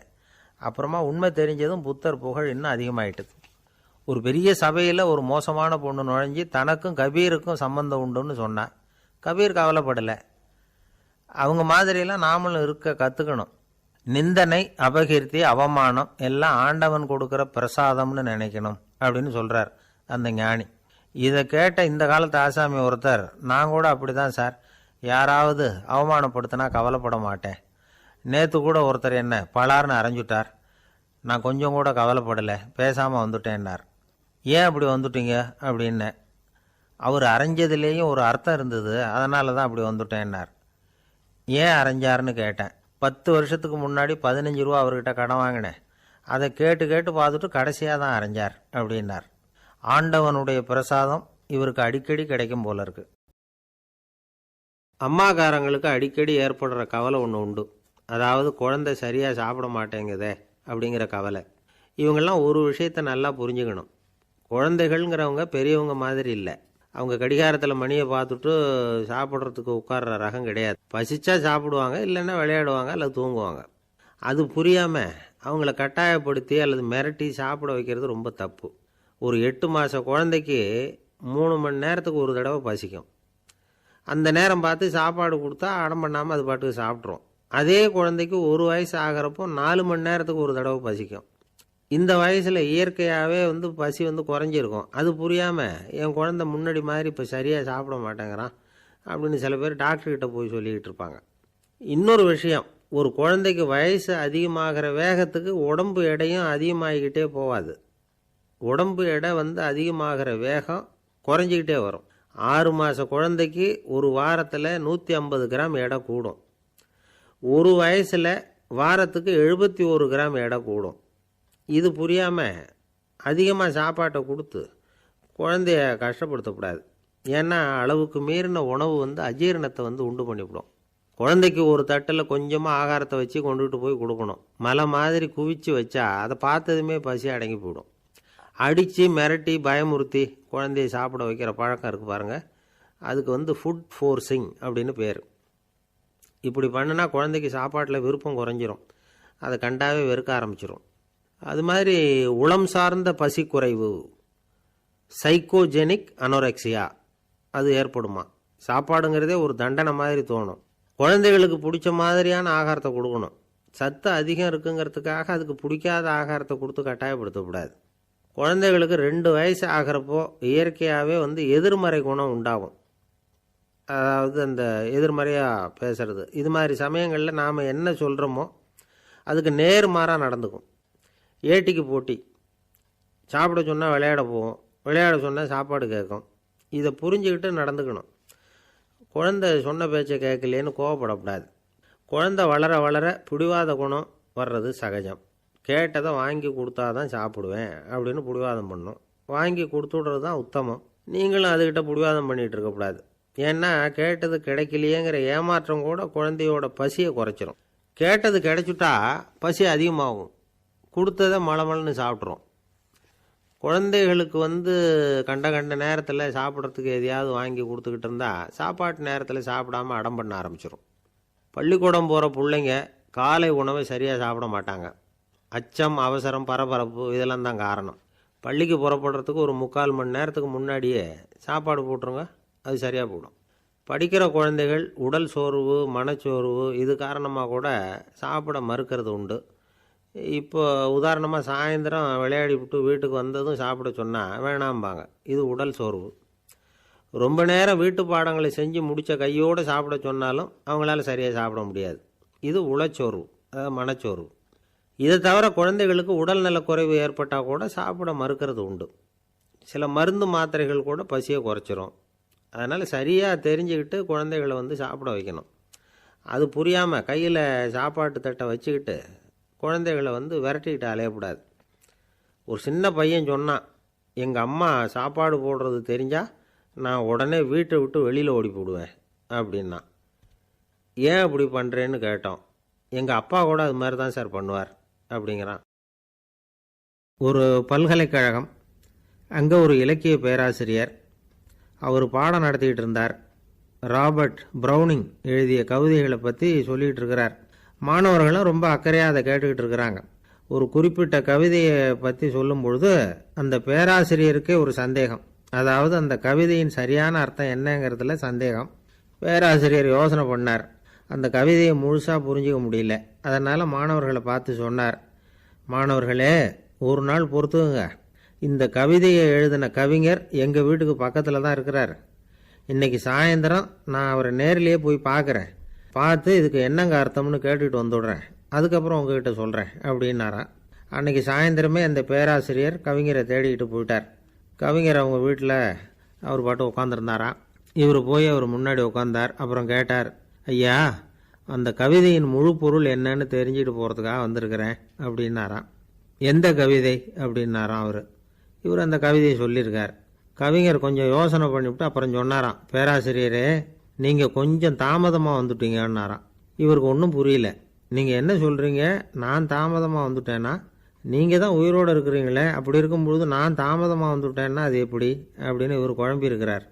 இப்போ கவிஞர் சொன்னாராம், ஐயா, நான் உயிரோடு இருக்கிறேன்னா இல்லையாங்கிறது முக்கியம் இல்லை. நான் அந்த கவிதை வரிகளை எழுதினப்போ 2 பேருக்கு அதோட அர்த்தம் தெரிஞ்சிருந்தது. இப்போ ஒரே ஒருத்தருக்கு தான் அதோட அர்த்தம் தெரியும் அப்படின்னாராம். பேராசிரியர் யோசனை பண்ணியிருக்கார். அப்படின்னா அந்த ஒருத்தர் கவிஞர் ராபர்ட் ப்ரௌனிங்கை தவிர வேறு யாராக இருக்க முடியும்? இவர் தான் அப்படிங்கிறத அவர் மனசில் நினச்சிக்கிட்டார். அதனால் சொன்னார், ஐயா, நான் தாமதமாக வரல, அந்த கவிதையின் பொருள் என்ன அது சொல்லுங்கன்னார். பேராசிரியரே, நான் சொல்கிறது உங்களுக்கு புரியலன்னு நினைக்கிறேன். நான் இந்த வரிகள் எழுதினப்போ 2 பேருக்கு அதோட அர்த்தம் தெரிஞ்சிருந்தது. அந்த 2 பேர் யாருன்னா, ஒருத்தர் ராபர்ட் ப்ரௌனிங், அதாவது நான், இன்னொருத்தர் கடவுள். இப்போ அது கடவுளுக்கு மட்டும்தான் தெரியும். நானே இதை பற்றி பல தடவை யோசனை பண்ணி பார்த்தேன். இது ரொம்ப அழகானது, ஆனாலும் ரொம்ப வழுக்கலானது. அதை பிடிச்சிட்டோம்னு நினச்சிக்கிட்டு இருக்கும் பொழுதே காற்று மாதிரி அது உங்ககிட்ட இருந்து ஓடி போயிடுது. எனக்கு ரொம்பவும் வருத்தமாக தான் இருக்குது. நிச்சயமாக நான் தான் இந்த வரிகளை எழுதியிருக்கிறேன். அதில் அர்த்தம் இருக்குங்கிறது எனக்கு தெரியும். அதை நான் உணர்றேன். ஆனால் நீங்கள் என்னை மன்னிக்கணும். எனக்கே கூட அதை என்னால் விளக்க முடியல. அப்படி இருக்கும் பொழுது உங்களுக்கு எப்படி அதை நான் விளக்க முடியும் அப்படின்னாரா அந்த கவிஞர். அனுபவிக்கப்படக்கூடிய எல்லாமே விளக்கப்படக்கூடிய ஒன்றல்ல, விளக்கப்படும் எல்லாமே அனுபவிக்கப்படக்கூடிய ஒன்றல்ல அப்படிங்கிறது ஞானிகளுடைய கருத்து. அதுக்காக தான் அந்த சம்பவம். வாழ்க்கையில் நீங்கள் தொடர்ந்து ஆய்வு செய்து கொண்டே இருக்கக்கூடிய விளக்கங்களை ஒருபோதும் அடைய முடியாத பரிமாணங்கள் இருக்கிறதுனால தான் அது அலுப்பு தட்டாமல் இருக்குது. உங்களால் நிறைய அனுபவிக்க முடியும்.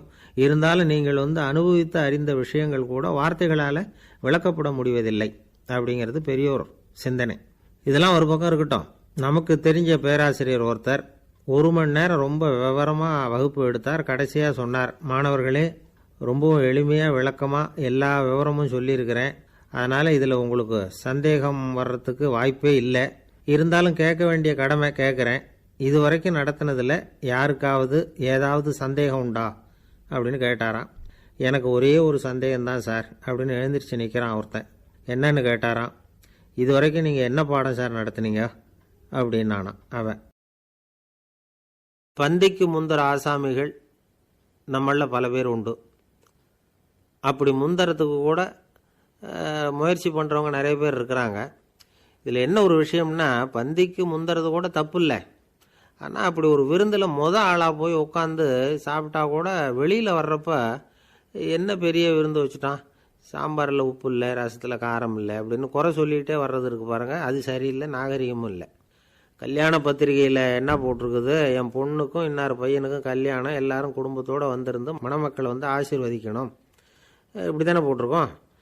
குடும்பத்தோடு விருந்து சாப்பிட்டு சாப்பாடு எப்படி இருக்குன்னு அபிப்பிராயம் சொல்லிவிட்டு போங்க அப்படின்னா போட்டிருக்கு கல்யாண பத்திரிகையில். ஒருத்தர் வீட்டு விசேஷத்துக்கு போயிருக்கோம்னா எவ்வளவோ அசௌகரியங்கள் நமக்கு ஏற்படலாம். ஏராளமான கூட்டம் வந்திருக்கும். எல்லாரையும் அவங்க வந்து தனித்தனியாக கவனிச்சிக்கிட்டு இருக்க முடியாது.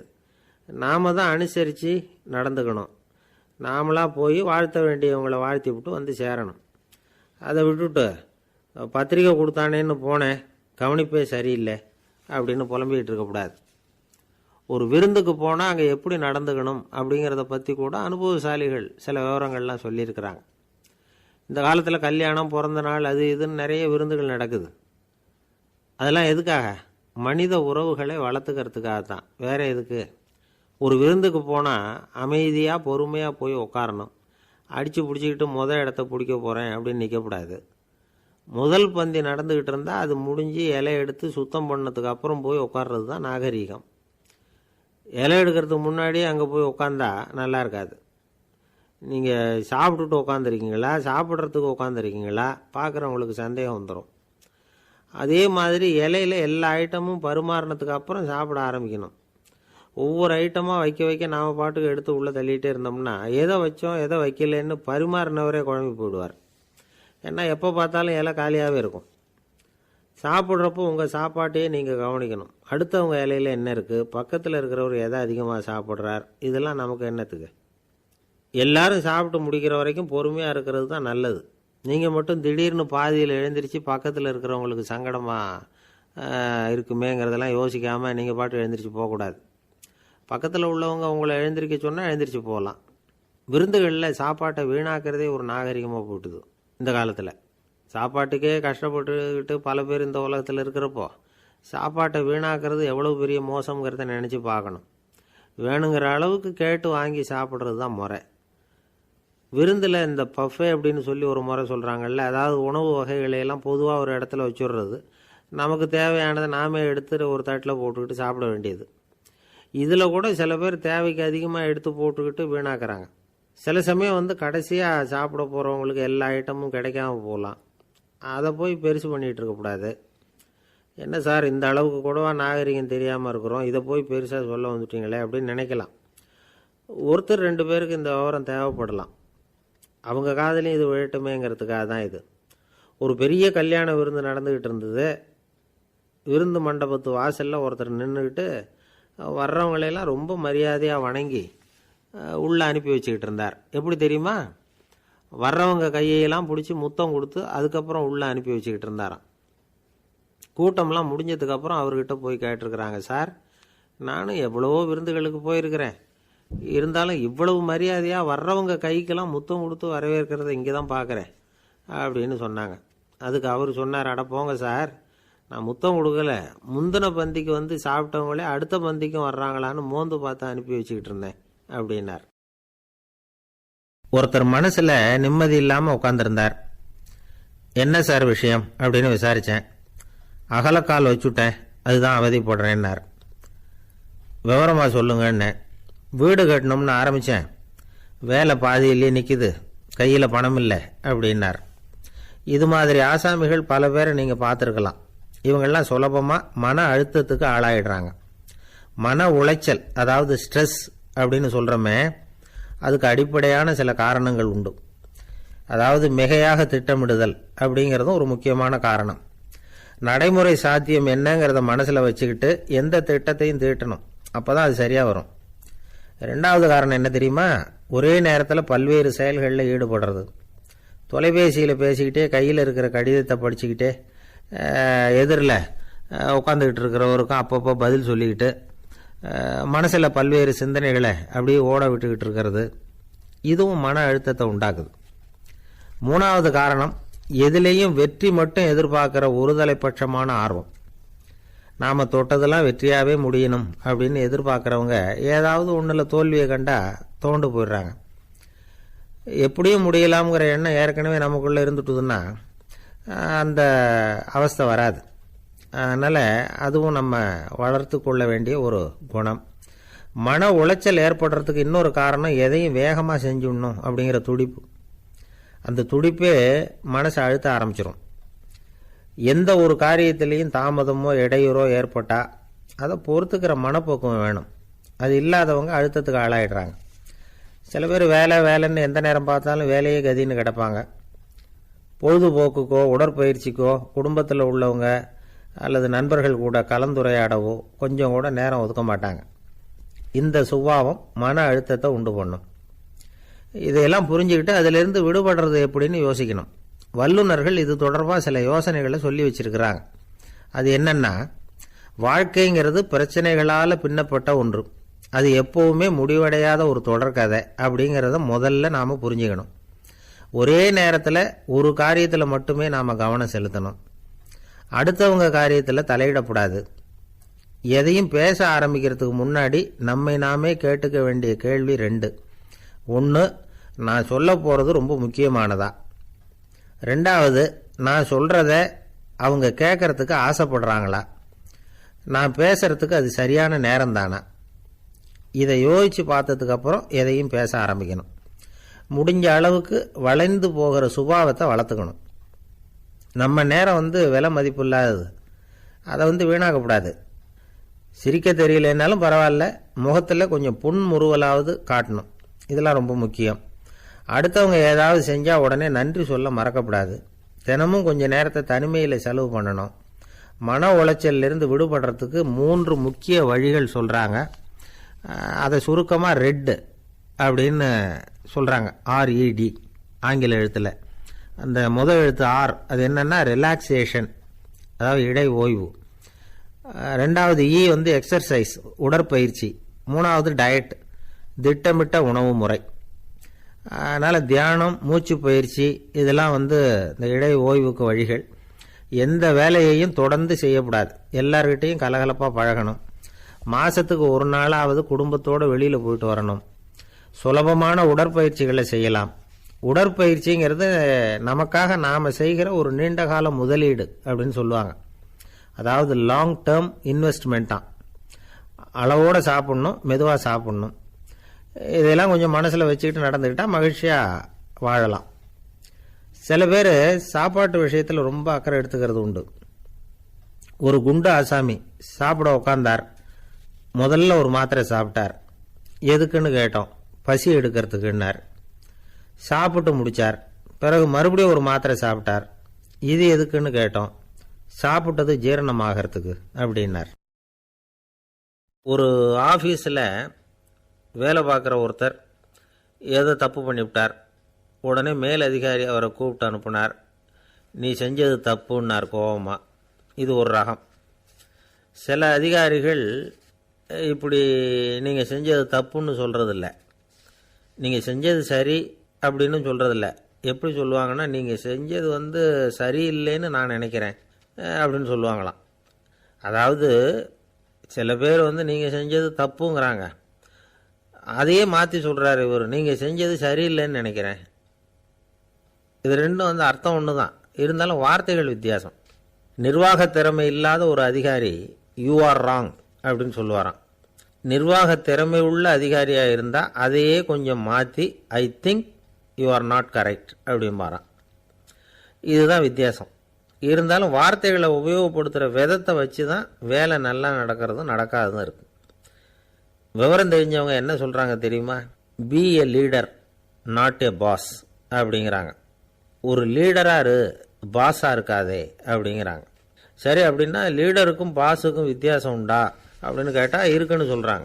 லீடருங்கிறவர் வேறு, பாஸுங்கிறவர் வேறு. ஒரு லீடர் எப்படி நடந்துக்குவார், ஒரு பாஸ் எப்படி நடந்துக்குவார், இதை முதல்ல நாம் தெரிஞ்சுக்கணும். அவங்க எப்படி நடந்துக்குவாங்க அப்படிங்கிறதுக்கு சில விவரங்கள் இருக்குது. அதை கேட்டோம்னா நாம் புரிஞ்சுக்கலாம் அதை. அதாவது பாஸுங்கிறவர் விரட்டிக்கிட்டே இருப்பார், லீடருங்கிறவர் ஊக்கப்படுத்திக்கிட்டே இருப்பார். நாளைக்கு சாயந்தரத்துக்குள்ளே அந்த வேலையை செஞ்சு முடிக்கலைன்னா தொலைச்சி விடுவோம் தொலைச்சி அப்படிம்பார் அவர். இவர் எப்படி சொல்லுவார்னா, இது வரைக்கும் நீங்கள் செஞ்சுருக்கிற வேலை ரொம்ப அற்புதம் அப்படிம்பார். பாஸுங்கிறவர் அதிகாரத்தை நம்பி செயல்படுறவர், லீடருங்கிறவர் நல்லெண்ணத்தை நம்பி செயல்படுறவர். நம்மக்கிட்ட அதிகாரம் இருக்குது, பவர் இருக்குது, அதனால் காரியத்தை சாதிச்சுடலாம் அப்படின்னு நினைக்கிறவர் அவர். மற்றவங்க கிட்ட ஒரு நல்ல அபிப்பிராயத்தை சம்பாதிச்சுக்கிட்டு அது மூலமாக காரியங்களை சாதிக்கிறவர் இவர். பாஸுங்கிறவர் பயத்தை உண்டு பண்ணுவார், லீடருங்கிறவர் அன்பை பரவ செய்வார். அதை செய்யலைன்னா ஆடிட்டில் தகராறாயிடும், இது செய்யலைன்னா இன்க்ரிமெண்ட்டு கட் ஆகிடும், இப்படி ஏதாவது சொல்லி பயமுறுத்திக்கிட்டே இருப்பார் அவர். இவர் அப்படி இல்லை. உடம்பு எப்படி இருக்குது, வீட்டில் எல்லோரும் சௌக்கியமாக இருக்கிறாங்களா, ஆஃபீஸில் எல்லாம் வசதியாக இருக்குதா, நான் ஏதாவது உதவி செய்யணுமா அப்படின்னு அன்புக்கு முக்கியத்துவம் கொடுப்பார். பாஸுங்கிறவர் எதுக்கெடுத்தாலும் நான் சொல்லிகிட்டு இருப்பார். லீடருங்கிறவர் நாமன்னு சொல்லிகிட்டு இருப்பார். பாஸுங்கிறவர் தப்புக்கு காரணம் யாருன்னு பார்ப்பார். லீடருங்கிறவர் தப்பு என்னன்னு பார்ப்பார். இதுதான் ரெண்டு பேருக்கு வித்தியாசம். The boss shows who is wrong, the leader shows what is wrong அப்படின்னு சொல்லுவாங்க. இந்த காரியம் எப்படி செய்யப்பட்டிருக்கு அப்படின்னு தெரிஞ்சுக்கிறவர் பாஸ். இந்த காரியத்தை எப்படி செய்யணும்னு செஞ்சு காட்டுறவர் லீடர். பாஸுங்கிறவர் பணியாளர்களை திட்டுவார். லீடர் மரியாதைக்குரியவராக நடத்துவார். அதுக்குரியவராக அவர் நடந்துக்குவார். செய்கிற வேலையை ஒரு சுமையாக நினைக்க வைக்கிறவர் பாஸ். செய்கிற வேலையை ஒரு சந்தோஷமாக ஆக்கிறவர் லீடர். ஒரு முதலாளியாக இருக்கிறவர் அல்லது ஒரு நிர்வாகியாக இருக்கிறவர் இது மாதிரியான நுணுக்கங்களையெல்லாம் தெரிஞ்சு வச்சுக்கிறது நல்லது. ஒரு பாஸ் இருக்கார். அவர் ஒரு நாள் ரொம்ப பெருமையாக தன்னோட ஆஃபீஸை பற்றி பேசிக்கிட்டு இருந்தார். எனக்கு கீழே 200 பேர் வேலை செய்கிறாங்க சார். நான் ஒரு கோடு கிழிச்சா அவங்க அதை தாண்டாத அளவுக்கு நான் நடந்துக்கிறேன் சார் அப்படின்னார் அவர். அது எப்படி முடியுது உங்களால் அப்படின்னு கேட்டோம். நான் கோடே கிழிக்கிறதில்ல சார் அப்படின்னார். என்ன சார் உங்கள் பையன் என்ன செஞ்சுக்கிட்டு இருக்கிறான் இப்போது அப்படின்னு கேட்டார் ஒருத்தர். அடிக்கடி கண்ணாடி முன்னாடி நின்று அழகு பார்த்துக்கிட்டு இருக்கிறான் சார் அப்படின்னார் அப்பா. இளம் பருவம் இப்படி தான் இருக்கும், அதையெல்லாம் சாதாரணமாக நினச்சிடாதீங்க அப்படின்னார் அவர். என்ன சார் சொல்கிறீங்க, கண்ணாடி முன்னாடி நின்றுக்கிட்டு நேரத்தை வீணாக்கிக்கிட்டு இருக்கான், அதை ஒரு பெரிய விஷயமா நான் நினைக்கணுமா அப்படின்னார் இவர். இளம் பருவத்தில் இளைஞர்களுக்கும் சின்ன பொண்ணுங்களுக்கும் அடிக்கடி கண்ணாடியில் பார்க்கணும்னு தோணும். அது வெறுமனே அழகு பார்க்குறது மட்டும் இல்லை, அவங்க தங்களையே தேடி கண்டுபிடிக்கிற ஒரு முயற்சி அது.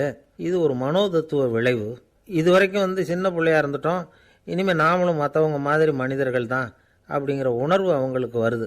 தங்களோட முகம் எப்படி இருக்குது, அழகு எப்படி இருக்குது, உடம்பு நேரம் எப்படி இருக்குது, முடி எப்படி இருக்குது அப்படிங்கிறதையெல்லாம் கண்டுபிடிக்கிறாங்க. அதுக்கப்புறம் இன்னொரு ஆணோ பொண்ணோ தன்னை கவனிக்கணும் அப்படின்னு நினைக்கிறாங்க. இதெல்லாம் மனோதத்துவ உண்மைகள், இதெல்லாம் இயற்கை. இதை பார்த்துட்டு பெற்றவங்க பிள்ளைங்க கெட்டு போட்டாங்க அப்படின்னு நினைக்கக்கூடாது, அவங்கள திட்டிக்கிட்டே இருக்கக்கூடாது. இன்றைக்கி பல குடும்பங்களில் இதுதான் நடந்துக்கிட்டு இருக்குது.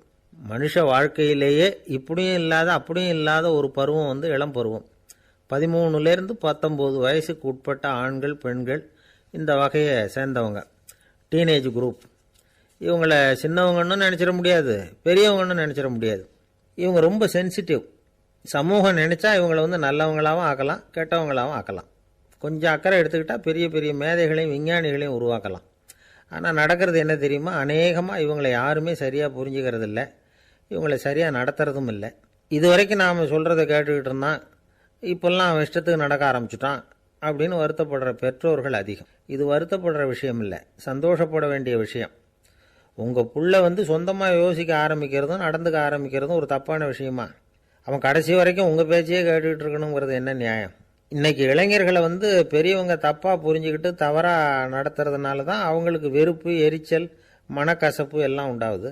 பெற்றவங்க சரியாக மதிக்கிறது இல்லை அப்படிங்கிற ஒரே காரணத்தினாலேயே வீணாக போகிற பிள்ளைங்க இன்றைக்கி அதிகம். சரி, பெற்றவங்களுக்கு இன்றைக்கி என்ன தான் புத்தி சொல்ல வர்றீங்க அப்படின்னு கேட்குறீங்களா? நாம் எதையும் சொல்ல வரல, ஆனால் அது சம்பந்தமான சில நிபுணர்கள் சொல்லியிருக்கிறத உங்கள் காதில் போட்டு வைக்கலாம். அது என்னென்னா, பிள்ளைங்க கிட்ட அன்பு செலுத்துங்க. குழந்தையா இருந்தப்போ எவ்வளவு பாசமாக இருந்தீங்க, வளர வளர அதை ஏன் குறைச்சிக்கிறீங்க? பெற்றவங்களின் அன்பான வார்த்தைகளுக்கு ஏங்குறவங்க தான் இன்றைய இளைஞர்கள். அவங்க எதை சொன்னாலும் அதை அக்கறையாக காது கொடுத்து கேளுங்க, அலட்சியப்படுத்தாதீங்க. அவங்க விரும்புகிறது உங்கள்கிட்ட இருந்து ஒரு மதிப்பு, மரியாதை, அங்கீகாரம், இவ்வளவுதான். அவங்க அவங்களாவே முடிவுகள் எடுக்கட்டும், அதுக்கு நீங்கள் உதவியாக இருங்க, அது போதும். மற்றவங்க முன்னாடி, முக்கியமாக அவங்க நண்பர்கள் முன்னாடி அவங்கள பற்றி மட்டமாக பேசாதீங்க. அவங்கக்கிட்ட பொய் சொல்லக்கூடாது. நீங்கள் சொன்னது பொய்ன்னு தெரிஞ்சு போச்சுன்னா உங்கள் பேரில் அவங்களுக்கு இருக்கிற மதிப்பு போயிடும், நம்பிக்கை போயிடும். அவங்களுக்கு முன்னாடி நீங்கள் சண்டை போடக்கூடாது. உங்கள் பிள்ளைய எப்பவும் இன்னொரு பிள்ளையோட ஒப்பிட்டு பேசுகிற வேலையே வேணாம். கூட பிறந்த மற்றவங்களோட கூட ஒப்பிடக்கூடாது. இப்படி செஞ்சால் அவன் உங்ககிட்டையும் பிரியமாக இருக்க மாட்டான், அவங்ககிட்டையும் பிரியமாக இருக்க மாட்டான். புள்ள எங்கே போகிறான், என்ன பண்ணுறான் அப்படின்னுலாம் துப்பறிஞ்சிக்கிட்டு இருக்கக்கூடாது. இளைஞர்கள் தனிமையை விரும்புகிறவங்க. அவங்கள பெட்டியில் வச்சு மூடி பாதுகாக்கணும்னு நினைக்கக்கூடாது. அவங்கள எப்படி பாதுகாக்கிறது அப்படிங்கிறது அவங்களுக்கே தெரியும். உங்கள் புள்ள எப்படி நடந்துக்கணும்னு நீங்கள் எதிர்பார்க்குறீங்களோ அது மாதிரி நீங்கள் நடந்து காட்டுங்க, அது போதும். ஒரு வீட்டில் அப்பாவும் அம்மாவும் பேசிக்கிட்டு இருக்கிறாங்க. என்னங்க, நம்ம பொண்ணு பெரியவளாயிட்டா, அடிக்கடி கண்ணாடி முன்னாடி போய் நின்றுக்கிட்டு இருக்கிறா, சீக்கிரமாக ஒரு பையனை பார்த்து கல்யாணத்தை முடிக்காம இப்படி மசன்னு கல் மாதிரி உட்காந்துருக்குறீங்களே அப்படின்னு சத்தம் போட்டாங்க. அந்த அம்மா, அவசரப்படாத, பார்க்கறதுக்கு கண்ணுக்கு அழகாக லட்சணமாக புத்திசாலியாக ஒரு பையன் கிடைக்க வேணாமா, அதுதான் பார்த்துக்கிட்டு இருக்கிறேன் அப்படின்னார் அப்பா. இதுக்கு அந்த அம்மா சொல்கிறாங்க, எங்கள் அப்பா இப்படியெல்லாம் நினச்சிக்கிட்டு இருந்திருந்தா எனக்கு கல்யாணமே ஆயிருக்காது தெரியுமா அப்படின்னாங்களாம். 1816 வருஷம் செப்டம்பர் மாதம் 11 பிரான்ஸ் தேசத்தில் உள்ள ஒரு மருத்துவமனை.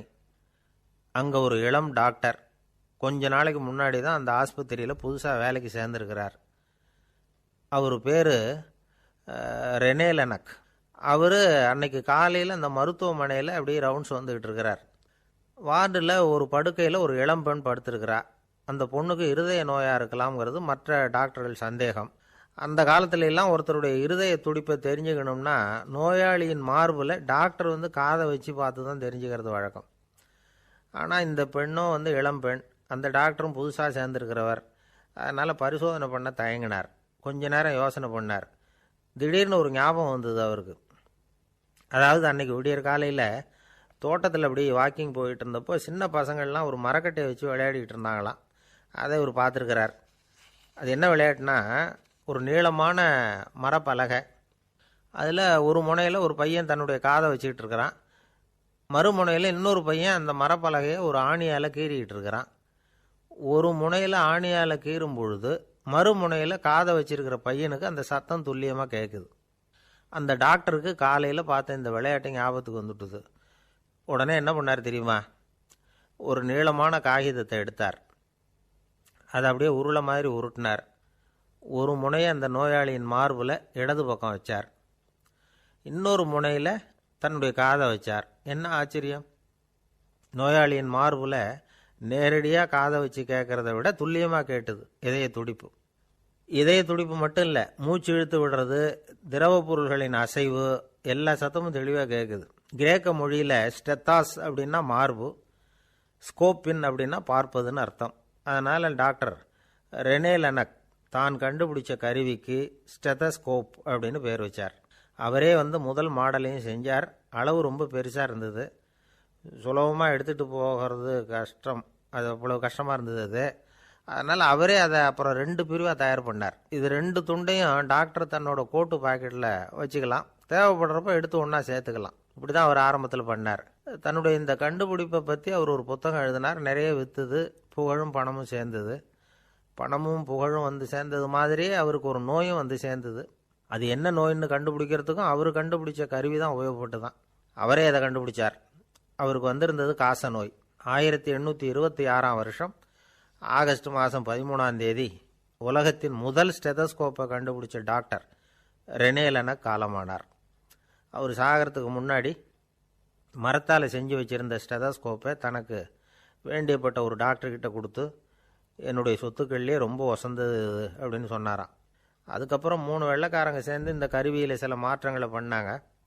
ஆனால் 1829 லண்டனில் டாக்டர் நிக்கோலஸுங்கிறவர் ஒரு காதால் இதய துடிப்பை கேட்குறத விட டாக்டர் 2 காதாலையும் கேட்குறது தான் சரியாக இருக்கும் அப்படின்னு ஒரு கருத்தை வெளியிட்டார். அதுக்கப்புறம் ரொம்ப காலம் கழித்து 1852 ஜார்ஜ் காமான் அப்படிங்கிறவர் ரப்பர் டியூப்களை உபயோகப்படுத்தி 2 காதாலையும் கேட்குற மாதிரி ஒரு புதிய வடிவத்தை அதுக்கு கொடுத்தார். அதுக்கு பிறகு அது படிப்படியாக எவ்வளவோ மாற்றங்கள் இருந்தாலும் ஆரம்பத்தில் டாக்டர் ரெனே லெனக் உருவாக்கின அடிப்படை மாடலை யாரும் மாற்றி அமைக்கலைங்கிறது தான் முக்கியமான விஷயம். நமக்கு தெரிஞ்ச ஒரு ஆஸ்பத்திரி, அதில் ஒரு நோயாளி, காலை நேரத்தில் நர்ஸு அந்த பக்கமாக போயிட்டு இருந்தாங்க. அதை பார்த்துட்டு ஒரு நர்ஸுன்னு கத்துறார். நர்ஸ் அவசரமாக ஓடி என்ன விஷயம்னு கேட்டாங்க. சிஸ்டர், இங்கே பாருங்க. கம்பன் படைத்த பாத்திரங்களில் எல்லா பாத்திரமும் அவன்தான். தசரதன் அவன்தான், கோசலை அவன்தான், கைகேயி அவன்தான், சுமித்திரை அவன்தான், ராமன் அவன்தான், பரதன் அவன்தான், லட்சுமணனும் சத்துருக்கணனும் அவன்தான், ராவணனும் அவன்தான், மண்டோதரியும் அவன்தான், கும்பனும் எத்தனை இருந்தாலும் ஒரு கவிஞன் தன்னையே மீறி பாத்திரமாக மாறி நிற்கிறான் என்றால் அது கிஷ்கிந்தை அரசன் வாலி பாத்திரத்திலேதான் கம்பன் தன்னை மறந்து தானே வாலியாகி நிற்கிறான். ஒரு அற்புதமான பாத்திரம். கிஷ்கிந்தையை அகற்றிவிட்டு கூட ராமகாதையை சொல்லிவிட இயலும்.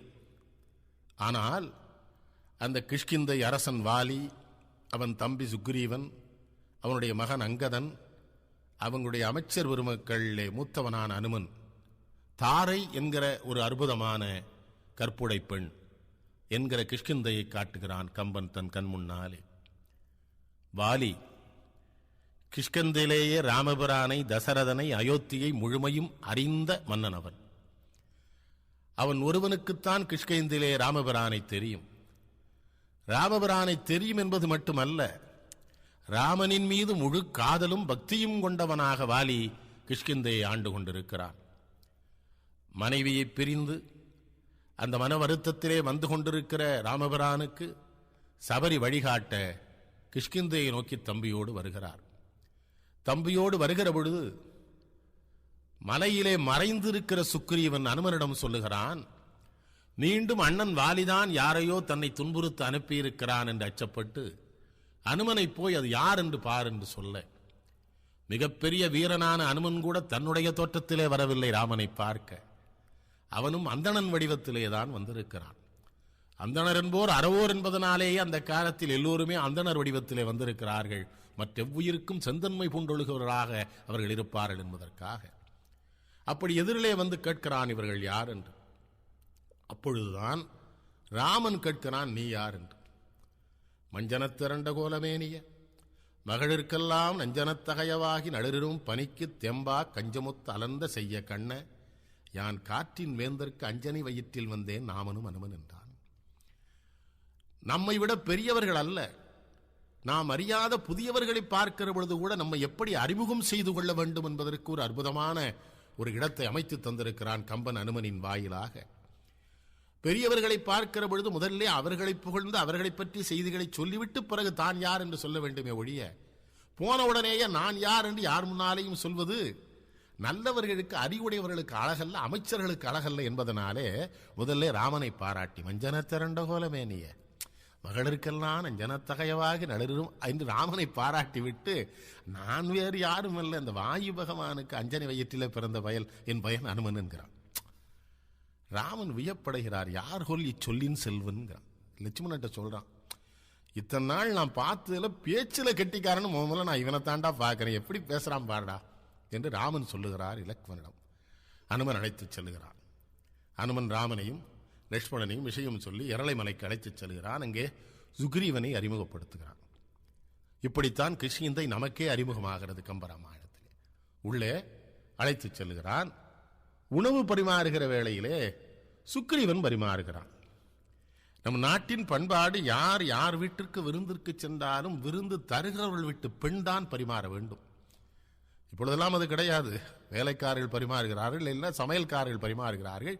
வீட்டு பெண்கள் பரிமாற வேண்டும் என்று நம்முடைய பெரியவர்கள் வைத்ததற்கு காரணம், அவர்களுக்குத்தான் தாய்மை குணம் இருக்கும்.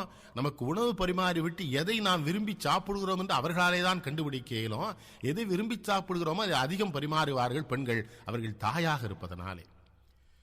சுக்ரீவனே பரிமாறுகிற பொழுதுதான் ராமன் கேட்கிறான், என்ன இது நீ பரிமாறுகிறாய், எங்கே உன் துணைவியை என்று கேட்டவுடனேதான் உரிமை என்று இவருக்கு உரிய தாரமாம் அருமருந்தையும் அவன் வவ்வினன் என்று அனுமன் தான் எடுத்துக் கொடுக்கிறார். எத்தனைதான் பெரிய பண்பாடுகளின் நாயகனாக இருந்தாலும் சிறந்த குண விசேஷங்கள் கொண்டவனாக ராமன் இருந்தாலும் கூட தன் மனைவியை இழந்து பிரிந்த துயரத்திலே புலம்பி அழுகிறவனாக வந்து நின்ற ராமனுக்கு இன்னொருவனும் மனைவியை பிரிந்திருக்கிறான் என்றவுடன் இவன் தன் இனத்தை சார்ந்தவன் என்கிற உணர்வு வர வேகப்படுகிறான்.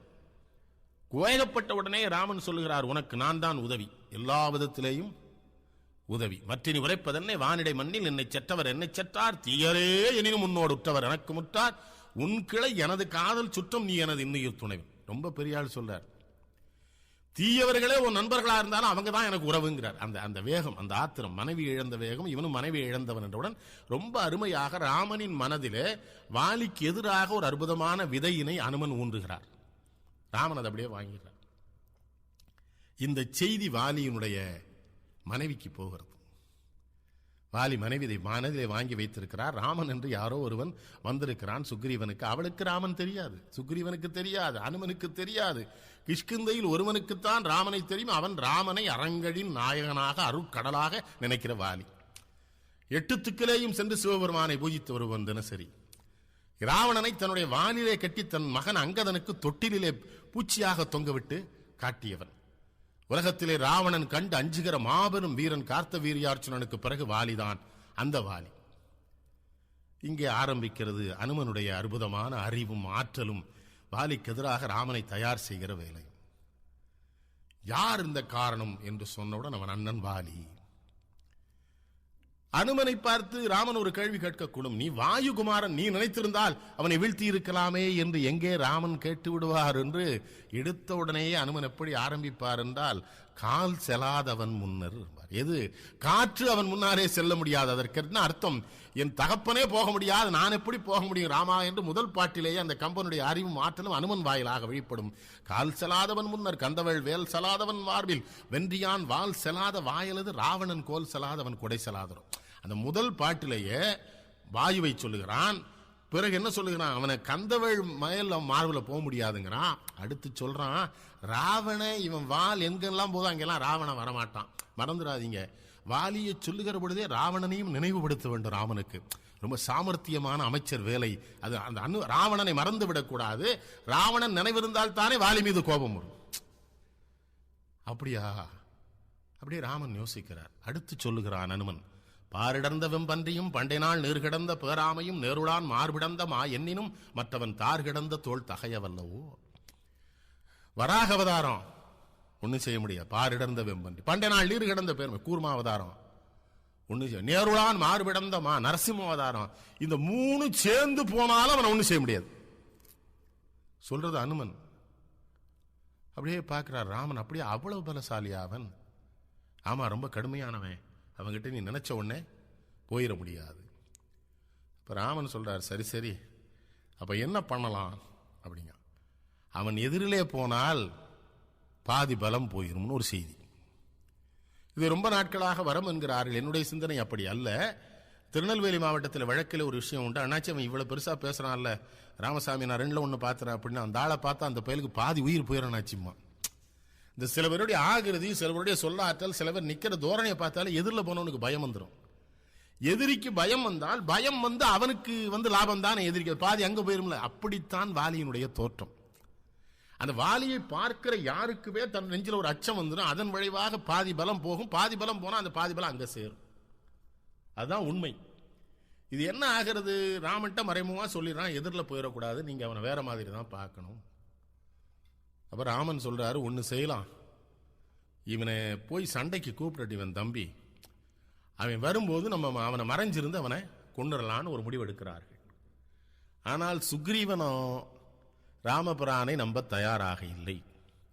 ஆகவே அவன் என்ன சொல்லுகிறான், இந்த 7 மராமரங்களின் மீது ராமனை அம்பு விட சொல், பிறகுதான் நம்புவேங்கிறான். ரொம்ப பெரிய மனிதர்களுக்கு தனக்கு சம்பந்தம் இல்லாத சின்னவர்கள்ட்ட போய் உறவு வச்சு அப்படி அவமானப்பட வேண்டி வரும். ராமன் போய் அம்பு விடுறார். 7 மராமரங்களை இது ஊடுருவி, 7 மராமரங்கள் உருவி கீழ் உலகம் என்று 7ம் ஊடுபு குருவி 7 இல்லாமையால் மீண்டதவர் ராகவன் பகடிங்கிறாங்க. அப்புறம் வேற 7 இல்லையா, 7ங்கிற எண் எங்கெல்லாம் இருக்கோ அதெல்லாம் அடிச்சுட்டு வந்துருச்சு. அப்புறம் தான் நம்புறான். சரி நீ போய் உங்க அண்ணனை சண்டை கூப்பிடு. அப்பவும் சுக்ரீவனுக்கு நம்பிக்கை, நீங்க நான் இருப்பேன் பார்த்துக்கிறேன். நீ போகிறார்கள். போய் சுக்ரீவன் கூவி அழைக்கிறான். மார்பெரும் கடகரி முழக்கம் வாளறி ஏற்பது செவித்தலத்து என்ன ஓங்கிய ஆர்ப்பொலி கேட்டனன் அமடிமேல் ஒரு பார்க்கடல் கிடந்ததே அணைய பான்மை என்கிறார் கம்பன். மறந்து விடாதீர்கள், பார்க்கடலுக்கு ஊமையாக யார சொல்றார்? வாலியை சொல்றார். வாலி பார்க்கடல்ங்கிறார். பார்க்கடலை மாதிரி படுத்து கிடந்தான். எழுந்துச்சு வர்றான் வாலி. மனைவி போய் தடுக்கிறா, தார எங்க போறேங்கிறா. இந்த என் தம்பி பையன் என்ன சண்டை கூப்பிடுறான், என்னான்னு கேட்கிறேன். போ, ஏய், நேற்று வரை பயந்து கிடந்த தம்பி இன்னைக்கு வரான்னு நான் யோசிக்க வேண்டாமா? நீ ஒரு ரசன் ஆயிட்டு அவனுக்கு வேற ஏதோ துணை வராம வருவானாமே, ஏதோ ஒரு துணை வந்திருக்குங்க. யார் அப்படிங்கிறான். ராமன் என்பவன் உன்னுயிர் கோடலுக்கு உடன் வந்தான் என துண்ணிய அன்பினர் சொல்லினர் என்றார். ராமன் யாரோ ஒருத்தன் உன் தம்பிக்கு துணைக்கு வந்திருக்கான. அவளுக்கு ராமனை தெரியாது. தாரைக்கு அனுமனுக்கும் சுக்கிரீவனுக்குமே தெரியல, கேட்டுத்தானே தெரிஞ்சுக்கிறாங்க. இவளுக்கு சுத்தமா தெரியா ராமன் ஒருத்தன் வந்திருக்கானா உன் தம்பிக்கு துணையா. அப்படியே அவனுக்கு கோபம் வருது. தம்பியர் அல்லது தனக்கு வேறுயிர் இம்பரின் இலது எண்ண எண்ணி எய்ந்தவன் எம்பியும் யானும் உற்று எதிர்ந்த போரினில் அம்பிடை தொடுக்குமோ அருளின் ஆளியான்னு கேட்கிறான். தம்பிகளை தவிர உலகத்துல தனக்கு வேறு யாருமே இல்லைன்னு அவ்வளவு தெளிவா இருக்கிற அந்த அண்ணன் ஏன் தம்பிக்காக மிகப்பெரிய வீரனான உண்மை வீரனான என்ன கொல்றதுக்கு வந்து நிப்பான்னு அருட்கடலாகிய ராமனை சொல்றிய எப்படி சொன்னேன். உழைத்தவள் இருவனைக்கு ஊறு காண்கிறார், அழைத்தையர் உலகனுக்கு அறத்தின் ஆறலாம் இழைத்தவர்க்கு இயல்பலை எம்பியன் செய்தாய். ஏய், உலகத்துக்கு பூரா அருள் செய்ய வேண்டிய அவனை போய் அவனுக்கு இயல்பே இல்லாத விஷயத்தை சொல்றிய.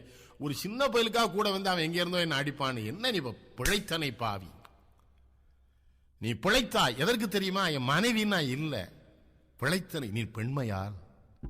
பொம்பளை பிள்ளை ஏதோ தப்பா சொல்லிட்ட, உன்னை நான் கொண்டேன்னா அது மரியாதை குறைவு. ராமனை உன்னை தவிர யாரு கிஷ்கிந்தையில பேசினாலும் இப்ப கொண்டிருப்பேன். நீ பெண், பிழைத்தனை பாவி, நீ பெண்மையால். ஜாக்கிரதை. ராமனை பத்தி இனிமே இந்த பேச்சலாம் வெளியில வருகிற பொழுது கம்பன் எழுதுகிறான், மண் தூணிலை தோன்றிய நரசிங்கம் என தோன்றினான். மறந்துடாதீங்க, பார்க்கடல்ங்கிறான். அப்புறம் நரசிங்கம் மாதிரி வெளியில வந்தாங்க, தூண்ல இருந்து வந்த மாதிரி வெளியில வர்றான். ராமனும் இலக்குவனும் மறைந்து நிற்கிறார்கள். அப்ப ராமன் கேட்கிறார் லக்குவன்ட்ட, அவ்வேளை ராமனும் அன்புடை தம்பிக்கு, ஐய செவ்வேசல நோக்குதி தானவர் தேவர் நிற்க எவ்வேளை எம்மேகம் எக்காலோடு கால வெந்தி வெவ்வேறு உலகத்து இவன் மேனியை மாணவன். நான் முதலிலேயே ஒரு செய்தி சொன்னேன். அவனுடைய தோற்றத்தை பார்த்தாலே எதிரில் இருக்கவனுக்கு பாதி உயிர் போயிரும். மறைஞ்சு நின்று பார்க்கிற ராமன் என்கிற மாவீரனுக்கே அது தோணுது. தானவர் தேவர் நிற்க எவ்வேளை எம்மேகம் எக்காலோடு கால வெந்தி. தம்பி, இவனுக்கு யாரடா இணையா நிக்க முடியும்? மறைஞ்சு நிக்கிற ராமன் சொன்னா, ராமன் எதிரில் நின்னா என்ன இருப்பார்? லட்சுமணன் கோபக்காரன் தான். கோபக்காரங்கிட்ட ஒரு சிறப்பு, நினைக்கிறத சொல்லிடுவானுங்க, மறைக்க மாட்டான். இந்த கோபக்காரன் என்ன பண்ணுவான்? தடப்பட உண்மையை பேசிப்போம். அவன் சொல்றான், எனக்கு அதெல்லாம் ஒன்றும் தோணலையா, கூட பிறந்த அண்ணனை கொல்ல யமனை கூட்டிட்டு வந்திருக்கான் இந்த சுக்கிரீவன். ராமனை யமன்கிறான். வள்ளற்கிளையான் பகர்வான் இவன் தன் முன் வாழ்நாளை கொள்ள கொடுங்கூற்றுவனை குணர்ந்தான் எனும் எண்ணம் உள்ளத்து ஊன்றிட உணர்வுற்றிலன்கிறான். கூட பிறந்த அண்ணனை மறைஞ்சிருந்து கொள்ள ஒரு யமனை கூட்டிட்டு வந்து ஒரு தம்பி நிக்காங்கிற எண்ணம் என் மனசுக்குள்ள நுழைஞ்சது பாருப்பா. அப்பவுமே எனக்கு உணர்வு இல்லாம போச்சுங்கிறான். என்ன சொல்றான்? என்ன நீ தப்பு பண்றாங்கிறான் ராமனை மறைமுகமா. இதுக்கு நீ வந்துடக்கூடாது, ரொம்ப சில்லறத்தனமான காரியம் நம்ம பண்ண போறோம். நான் வந்துடுறான். வாலிட்ட சுக்கிரீவன் நிக்க முடியுமா? அடிச்சு கடையிற கடையில தப்பிச்சு ஓடி வந்துடுறான். என்னையா பெரிய ஆளு, உன்னை நம்பித்தான் நான் போனேன், இந்த மாதிரி இந்த அடி அடிக்கிறான்னு பார்த்துட்டு இருக்கிறேன்னா, ராமன் சொல்றாரு, பார்க்கறதுக்கு ரெண்டு பேரும் ஒண்ணு போல இருக்கிறீங்கடா, குழப்பமா இருக்கு, ஒரு கொடிப்பு மாலை கழுத்துல போட்டுப்போம்.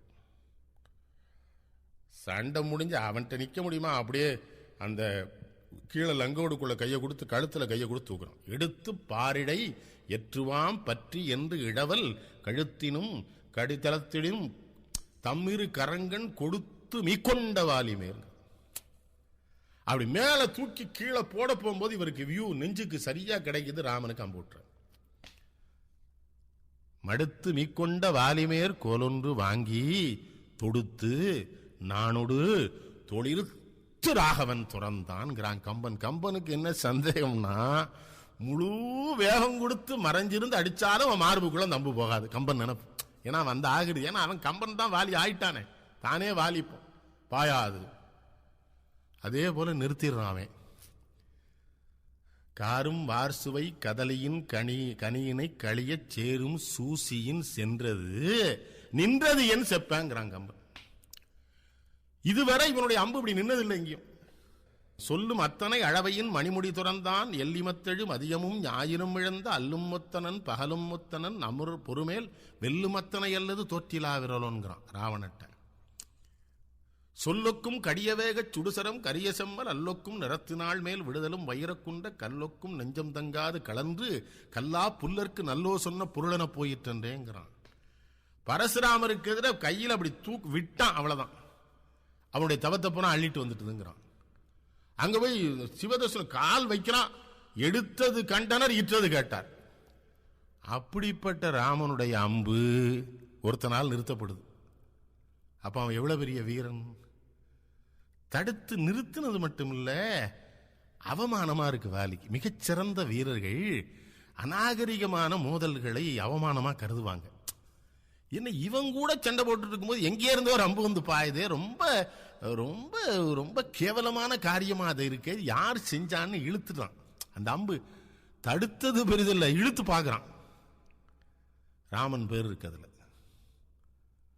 உம்மைசால் உலகுக்கெல்லாம் மூலமந்திரத்தை, தம்மையே தமர்க்கு நல்கும் பதத்தை, இம்மையே எழுமை நோய்க்கும் மருந்தினை, ராமன் என்னும் செம்மை சேர் நாமம் தன்னை. எல்லாரும் சொல்றாங்க அந்த மும்மைசால் இந்த பாட்டை ஏன் போடுறான்னா கம்பன், இப்படிலாம் அவனை நினைச்சிட்டு இருந்த மார்பில் இந்த அம்பு பாஞ்சிருக்குங்கிறான். மும்மைசால் உலகுக்கெல்லாம் மூலமந்திரமாக ராமனை நினைத்தவனை, தம்மையே தமர்க்கு நல்லும் தனிப்பெரும் பதமாக ராமனை நினைத்தவனை, இம்மையே எழுமை நோய்க்கும் மருந்தன ராமனை நினைத்த வாலியின் மார்பிலே மறைந்திருந்த ராமனை நம்பு பாய்கர். அதுக்கு சொல்றாங்க அம்மனது. ஆஹா, இப்படி நினைச்சிட்டு மார்பில் அவன் அம்பே பாயுதுன்னா இவர் போய் பக்கத்தில் நிற்கிறார். வாலி பார்க்கிறான் ராமனை. எவ்வளவு பெரிய பாத்திரம் வாலி! தான் வீழ்த்தப்பட்டிருக்கிறோம், வஞ்சகமான முறையிலே வீழ்த்தப்பட்டிருக்கிறோம் என்கிற வருத்தம் கூட இல்லாமல் தன்னை வீழ்த்துவதற்கு ஒரு பெரிய மனிதன் வீழ்ந்திருக்கிறானேங்கிற வருத்தம் வருது. யாருக்கு? வாலிக்கு.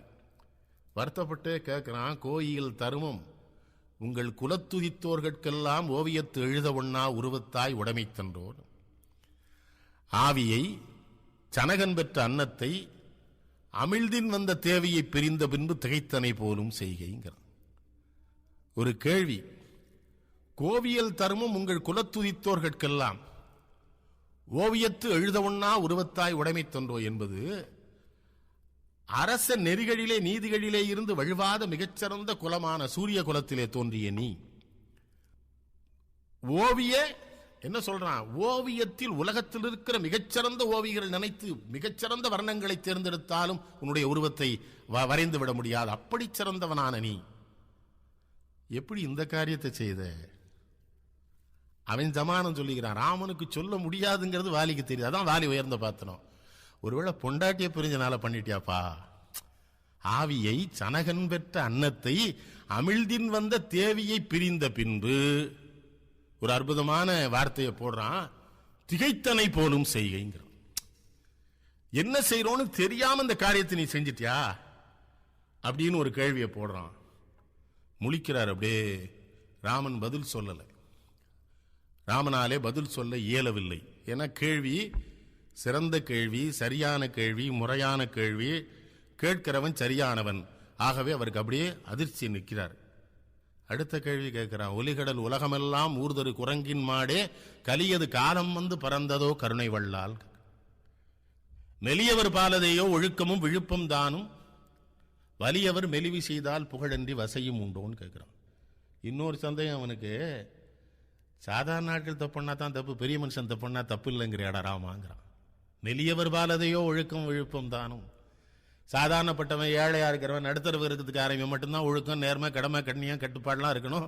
நீங்க பெரிய மனுஷன் விட்டு பிள்ளைலாம் இருக்க மாட்டீங்களா? வலியவர் மெலிவு செய்தால் புகழன்றி. பெரிய மனுஷன் தப்புட்டான்னு வைங்க, பாராட்டுவாண்டா அந்த நாட்டில் வருத்தப்படுறான் வாலி.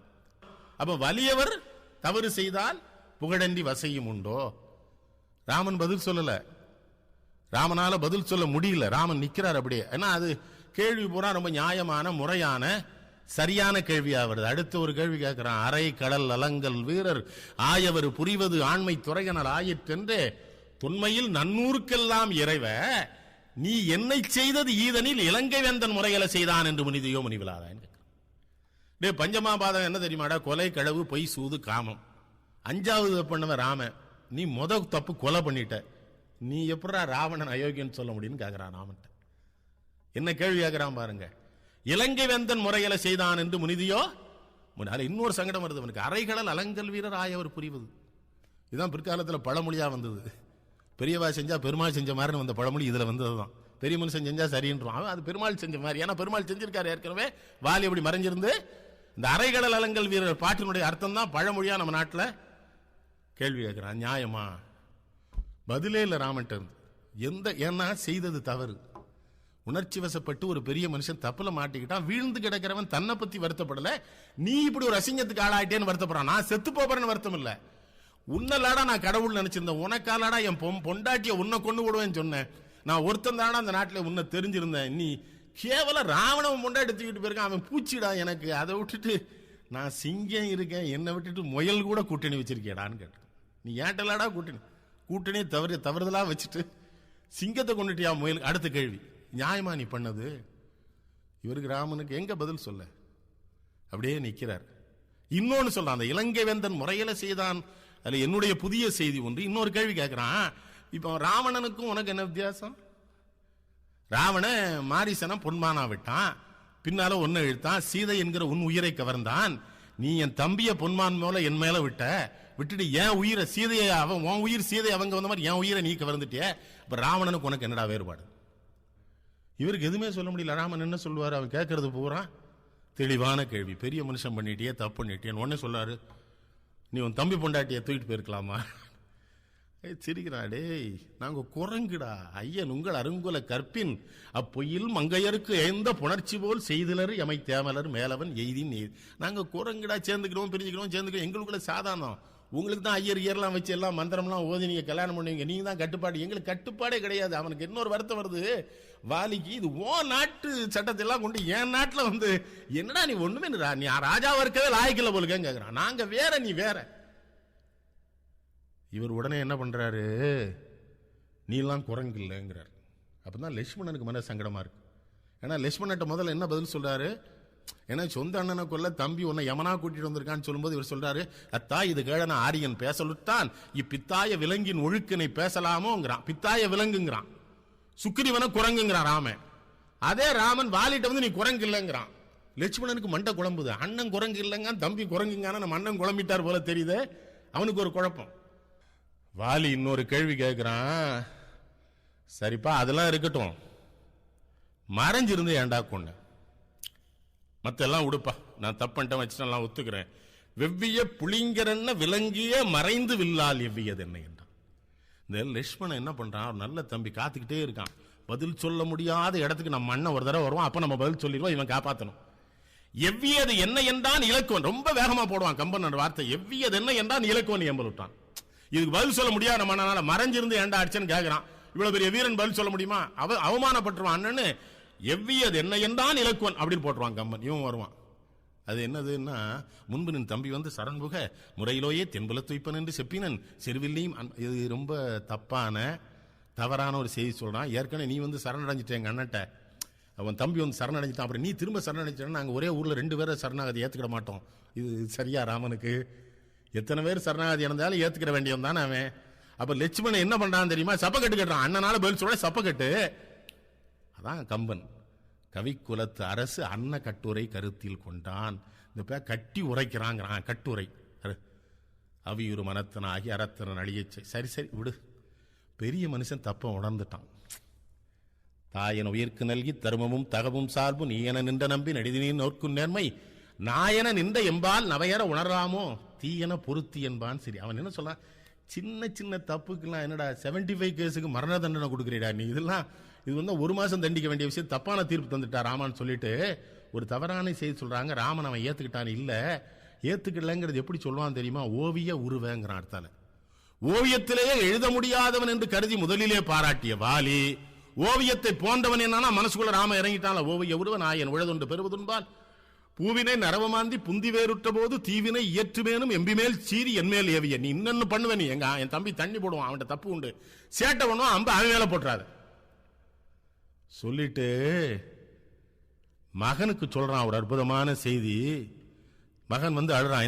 இந்த எழுதலை வழாகத்தியார்க்கும் சிந்தையால் செய்கையால் ஒரு தீவினை. ராமனுக்கு அப்பந்தான் படுது. ஏன்னா பெற்ற பிள்ளை அப்பன் தப்பு பண்ணி தான் சொல்லுவான். அவன் சொன்னான் சிந்தையால் செய்கையால் ஒரு தீவினை செய்தலாது. ராமன் சொல்ல, ஆகா அனுமன் நம்மளை மாட்டி விட்டான், பெரிய தப்பு ராமன் உணர்கிறார்.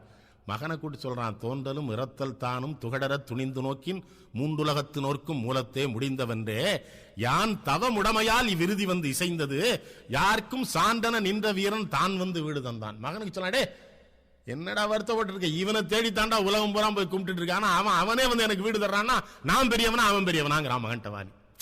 அவன் தேடி வந்து வீடு வந்திருக்கான்டா எனக்கு சொல்லி மகனை கையில பிடிச்சு கொடுக்குறான் ராமன்ட்ட. தன்னடி தாழ்தலோடும் தாமரை தடங்கனானும் பொண்ணுடைய வாழை நீட்டி நீ இது. ராமன் சொல்றாரு, தீயனை பொருத்தின்னு உங்க அப்பன் சொன்னான்டா, நீ இது பொருத்திங்கிறார். எனக்கு பட்டுடுது, நீ பொறுத்துக்கோ, நான் தப்பு பண்ணிட்டேன், தயவுசெய்து பொறுத்துக்கடா, வருத்தப்பட்டுறாத, எப்படியோ நடந்து போச்சுது, வாங்கிக்கோ அப்படின்னு கையில கொடுக்கிறாரு. ராமன் விட்ட அம்பிலே ஒரே ஒரு அம்புதான் இறந்த உடலுக்குள்ளே போயிட்டு, அது வாலி மார்பில விட்ட அம்புதான். தாமரை தடங்கனானு பொண்ணுடைய வாடி நீட்டி இது என்னலும் உலகம் ஏழும் ஏத்தின வாலி அந்நிலை துறந்து வானுக்கு அப்புற துலகனானா. அப்புறம் தான் கைய மண்ணுகளும் கடுங்கரை காலவாலி வைய மார்பு தங்காது மீக்குயரம் ஏப்போய் ஐயன் வெண் விடாத கொற்ற தாபம் வந்து அடைந்தது எங்க போய் துய்ய நீர் கடலுள் தோய்ந்து. அதுவரை அம்பு திரும்ப வந்துடும். இது மட்டும் கடல்ல போய் குளிச்சு தன்னை சுத்தப்படுத்திக்கிட்டா பாவம் பண்ண அம்பு மலர் சொரிந்து பிறகுதான் ஆபத்திற்கு வந்தான். அப்படி சிறந்த வாலியை குறித்து பேசுகிற வாய்ப்பிற்கு மிகுந்த மகிழ்ச்சி.